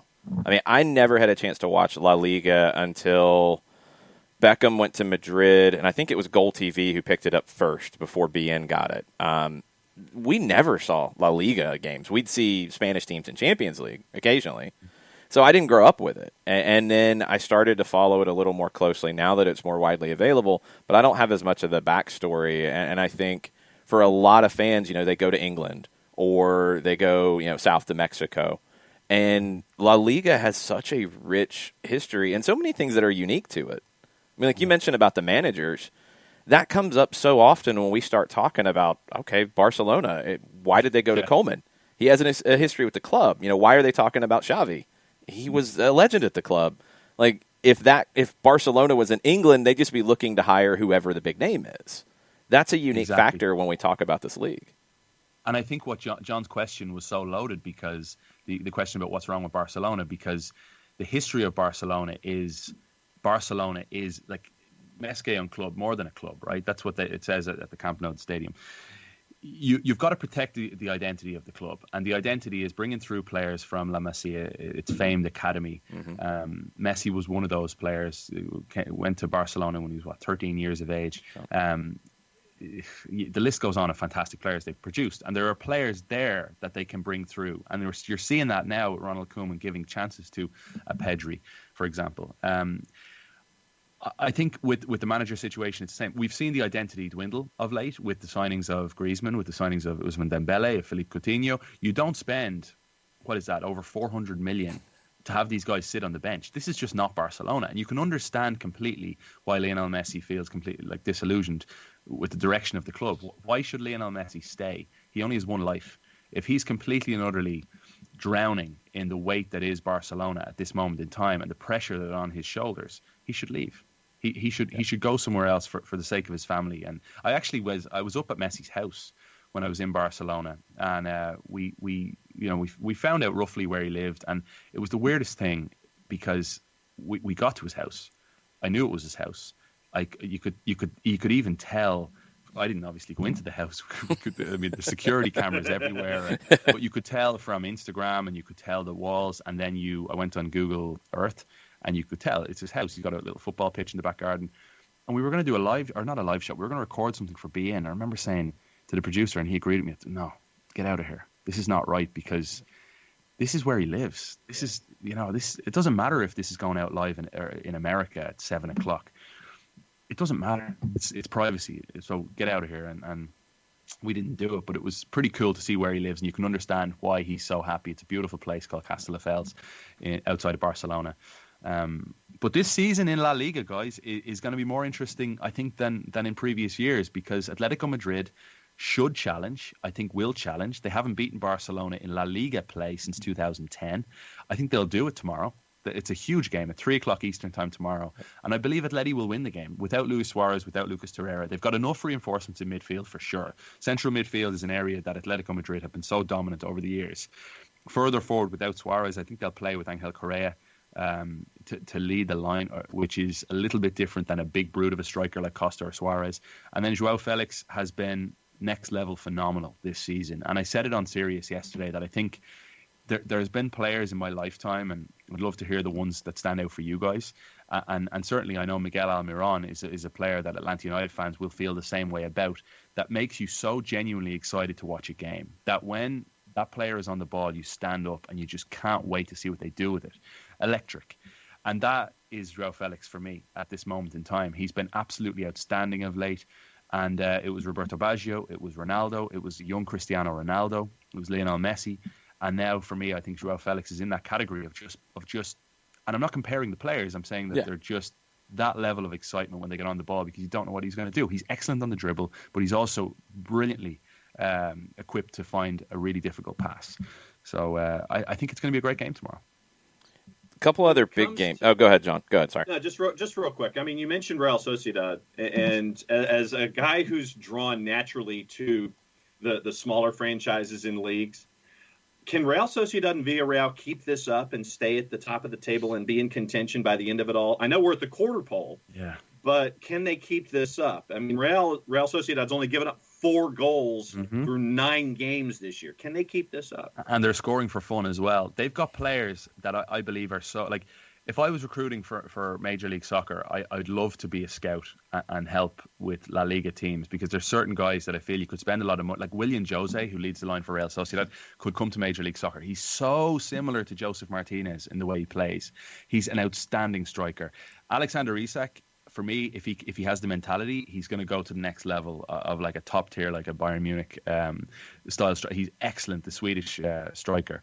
Can they go all the way? I think they can finish in the Champions League position, which would be an astronomical achievement for Real Sociedad, and maybe bump out Sevilla there. And Sevilla have, for me, one of the best coaches in the game, in Julian Lopetegui. So that's saying something. They lost Martin Odegaard to Real Madrid. He was on loan, but they bring in David Silva, and he's been majestic, as we expect from him. So, and do you remember he gave Lazio the boot at the very last moment to join Real Sociedad. So they're a joy to watch right now, as are Sevilla, and I think it's going to be a real race to see who gets into the top four. But you mentioned Villarreal. Villarreal are in a huge game this weekend against Real Madrid. Villarreal are my tip. If there's anyone listening that likes a little bit of a flutter, they would be my tip to win the Europa League this year. And I think a very good shout to get into the Champions League. The reason I say Europa League is Unai Emery's their manager. He has had tremendous success in the Europa League with Sevilla.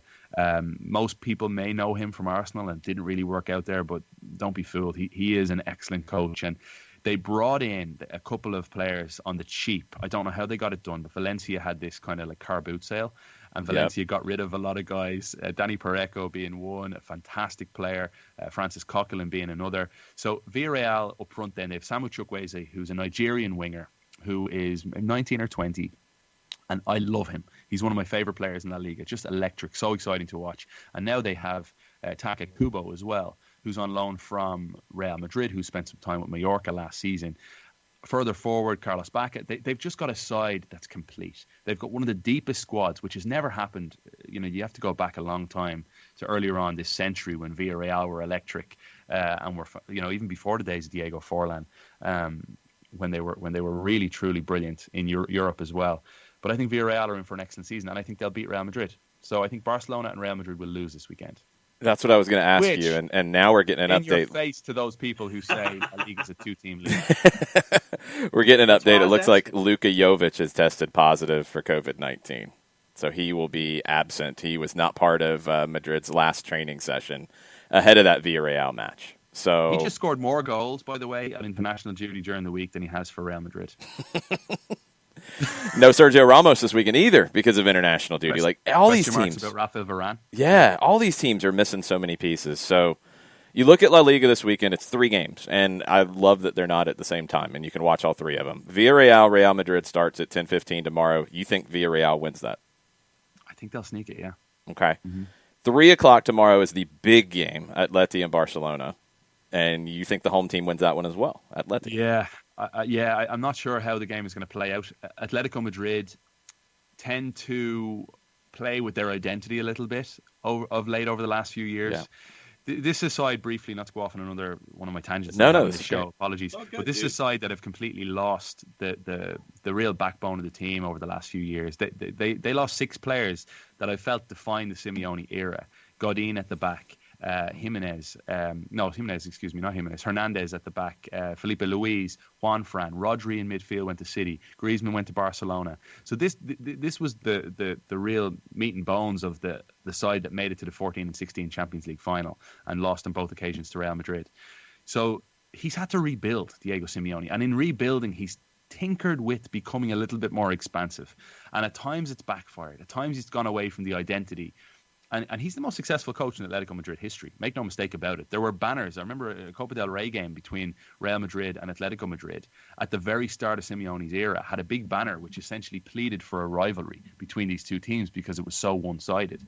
And Simeone has given them that. Simeone's, ushered in the new era at the Wanda Metropolitano, the new stadium from the Vicente Calderón. So I think if they can get their cards right and play the game the way Atletico Madrid play and counter-attack at times and be defensively solid, it may not be the most pretty game to watch, but I think they will beat Barcelona.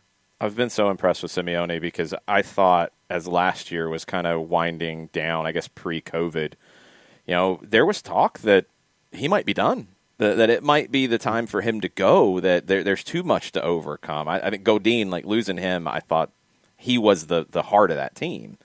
And maybe it was time to start fresh, but he's rebuilt it, and they're a contender.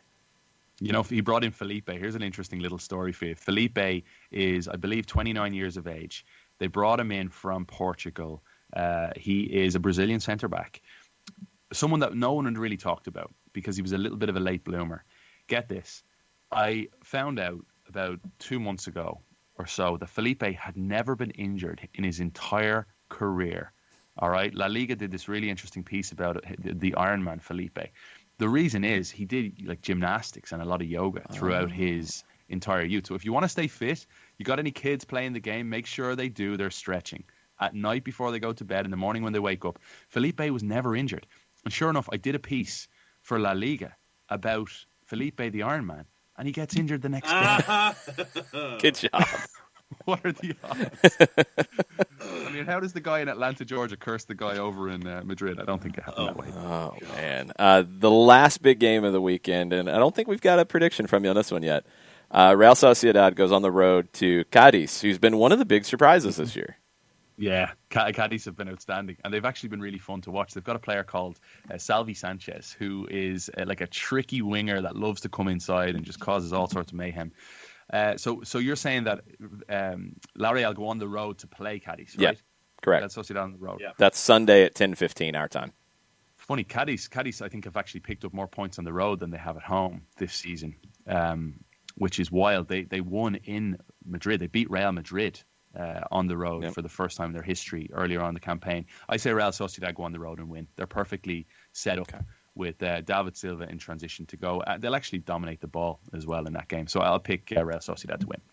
It's going to be a fun one. So I love that you get a weekend like this where 3 compelling games in this league, and they're all available. You can watch all of them. We do our affiliate deal with Fanatis. If you don't have BN on your cable system, on your satellite, you can get it through Fanatis, fntz.co/soccer down here. That's our code. You can get in there. A lot of people have, and a lot of people are talking a little more La Liga, Kevin. So this has been very cool to see it grow. Oh, I hope so, and I'll continue to push it in North America because you know what it is?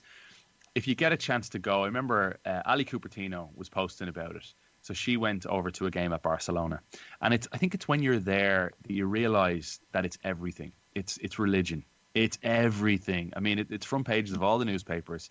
There's witch hunts out for players and coaches and managers and club directors every single day. But then you go inside the stadium on game day. The players walk out to the opera.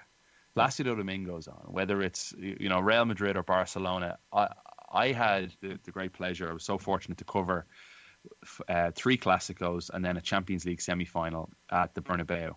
And every time, I nearly had tears in my eyes as the players are walking out because you're listening to, whether it's a la Madrid or, every time I try and sing the Barcelona song, I always have Ray Hudson in my head when Coutinho made his debut. It was, Coutinho, he cost an awful lot of money. But it's fantastic. The overall atmosphere at the games is unrivaled, I think. What else are you up to right now these days? Because you're not just doing the La Liga stuff either. You're kind of busy at the moment. Man. No, I think social media sometimes makes it sound like it's busier. You're busier than you the whole are. point, though. That's a good thing. I am busy-ish. Right now, things have calmed down with Atlanta United. That's ended. The college soccer season, I was doing a bunch of games there at the end, ACC games.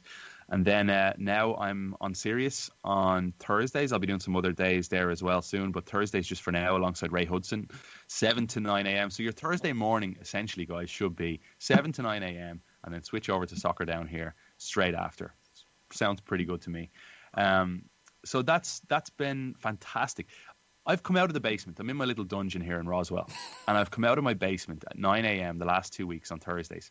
And Meg, my wife, has been upstairs with her little fella James. And she said to me yesterday, she said, Kev, I've never seen you as happy finishing up a job from home.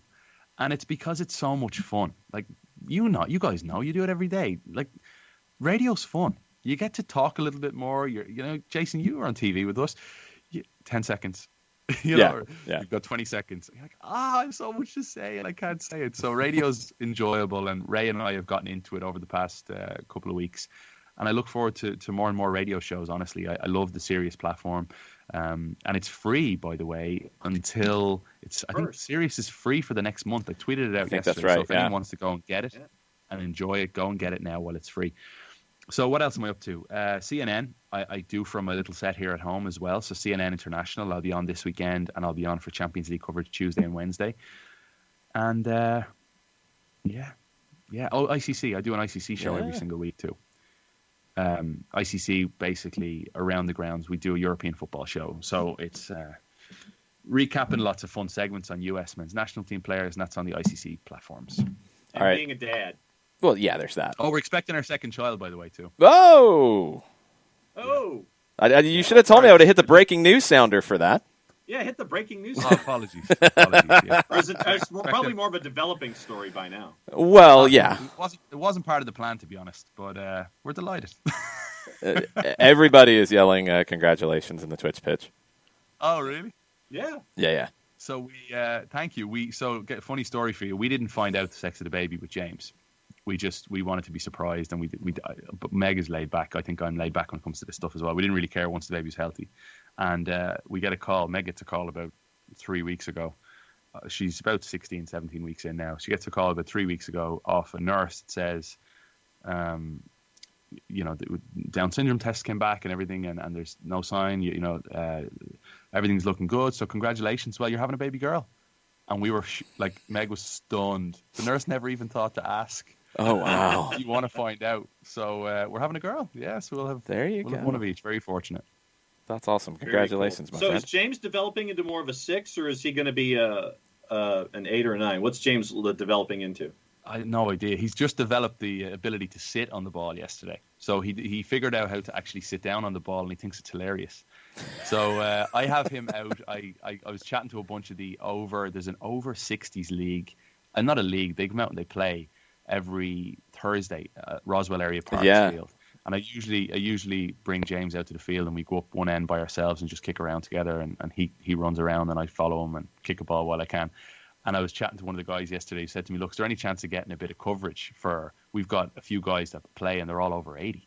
And they're out every single week playing. So is there any chance of getting a bit of coverage maybe on an Atlanta United pre-game show or whatever else? And I said, look, I'll see what I can do. Let's touch base again in the new year. But it's just a fun place. I love Roswell. We love the local park. I'm in that park every single day.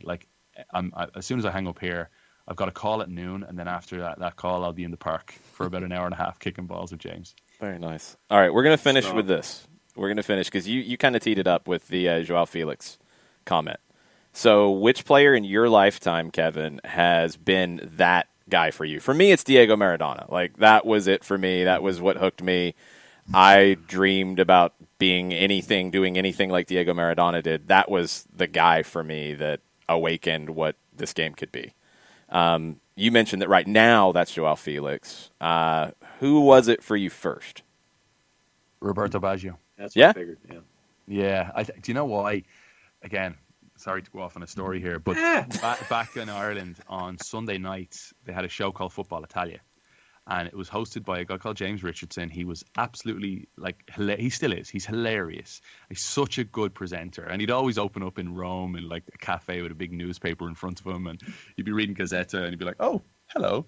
Didn't see you there. and he'd have a lot of fun with the show, and there'd be highlights. And I've become really good friends, and not to name drop, with Bobo Vieri. And Bobo Vieri was a big part of that show. Every single Sunday night, he'd be banging in the goals, whether he jumped around all the different clubs, obviously, whether it was Juve or Lazio or Inter.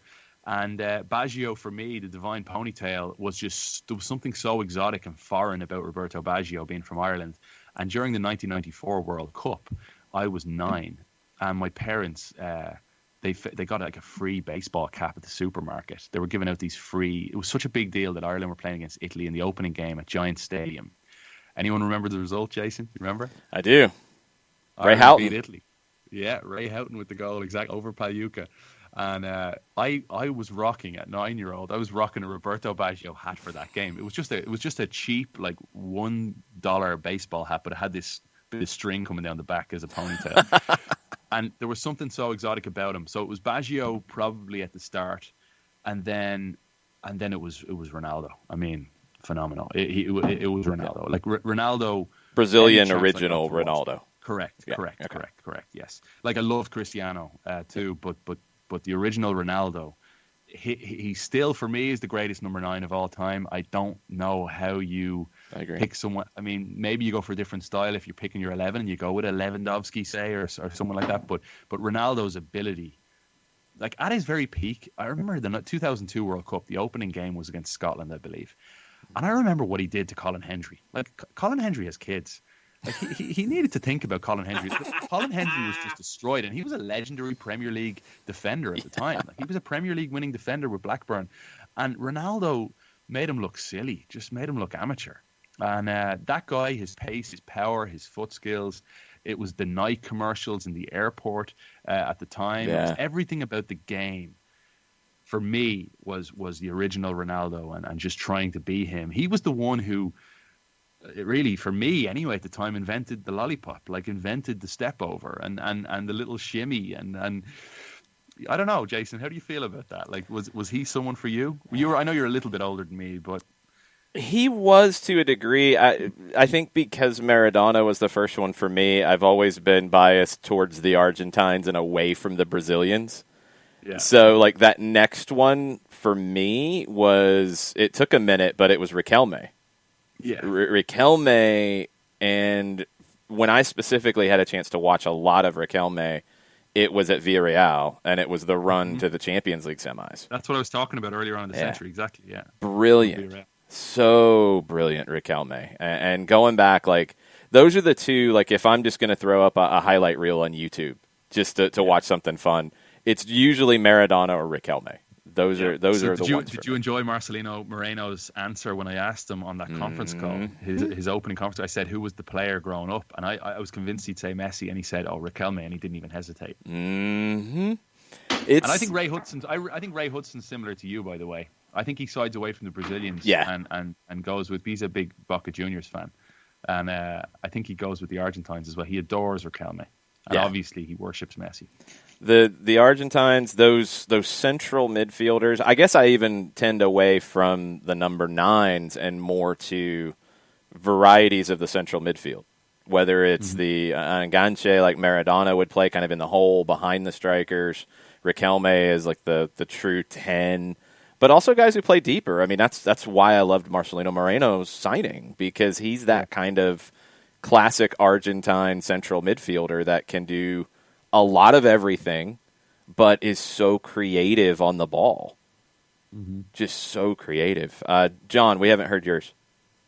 Started off, and since I'm the elder statesman here, my viewing started in the days of the North American Soccer League. So I gravitated toward the Cosmos and Pele and Canalia, and that was where it started for me. And then as my game... and then my game goes completely sideways. I went and followed the indoor game for a while, and then when the indoor game died here in the U.S., it was Messi, and then following it that way. So who stands out? Who'd you say?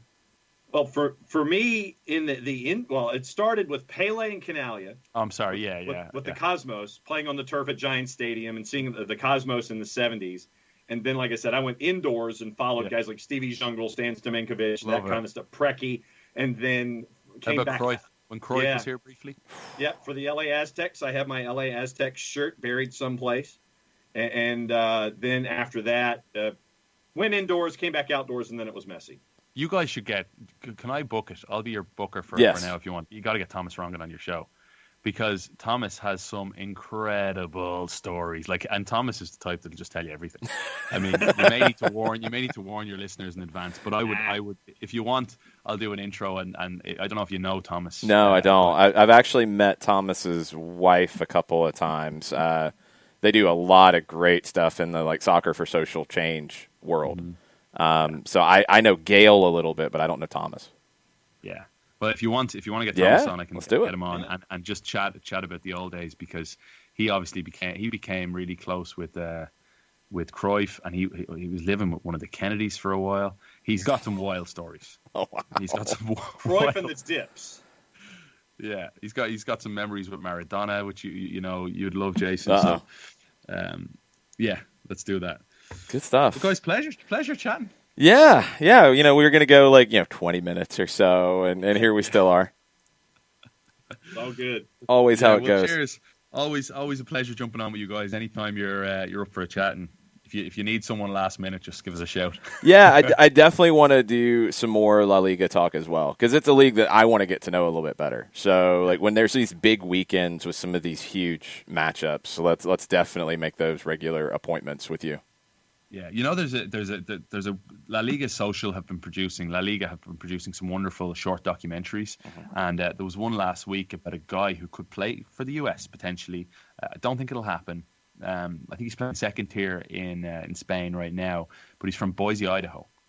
And yeah, I saw that one. He's over in there's a crazy Boise, Idaho connection with the Basque region and Athletic Club Bilbao. So that's a really cool feature. There's also one about Eibar out right now. Eibar is a small little club in a place called Ipurua in the Basque region. Eibar.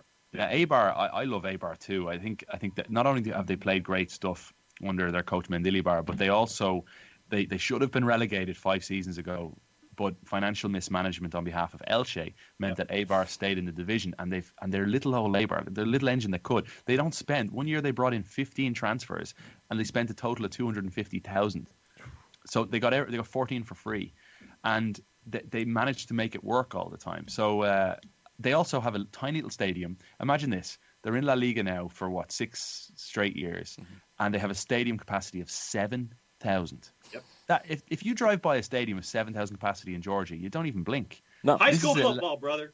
This is a La Liga team. I know. And they've got a hospital next to the stadium in Ipurua that overlooks the pitch. So the cameras will often just take a look, and you see all the patients in the hospital standing by the windows watching the entire game. It's just one of those beautiful romantic things about Spanish football and football in general. This is not just a solely Spanish thing. You'll see the same whether it be in Argentina, whether it be in Peru, or you go to Africa or Asia. Same thing. It's a global game. It's a game that, man, we just love.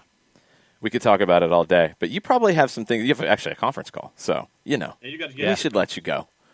All good. But pleasure, Good guys. times. Lovely to chat, and look forward to getting our barbecue going as soon as we can when things are safe to do so. Yeah, we'll definitely be doing that. Thanks, Kevin. Appreciate it, man. Cheers, guys. Have a great day. Have a great weekend. Bye-bye. You too. Kevin Egan, make sure you're following him, Kev_Egan. Give him your local lager suggestions, first off. Your lager. And send him your congratulations as well. All kinds of good stuff with Kevin, and that's how those segments usually go. Yes. We go forever. Breaking news sounder, please. Breaking news sounder.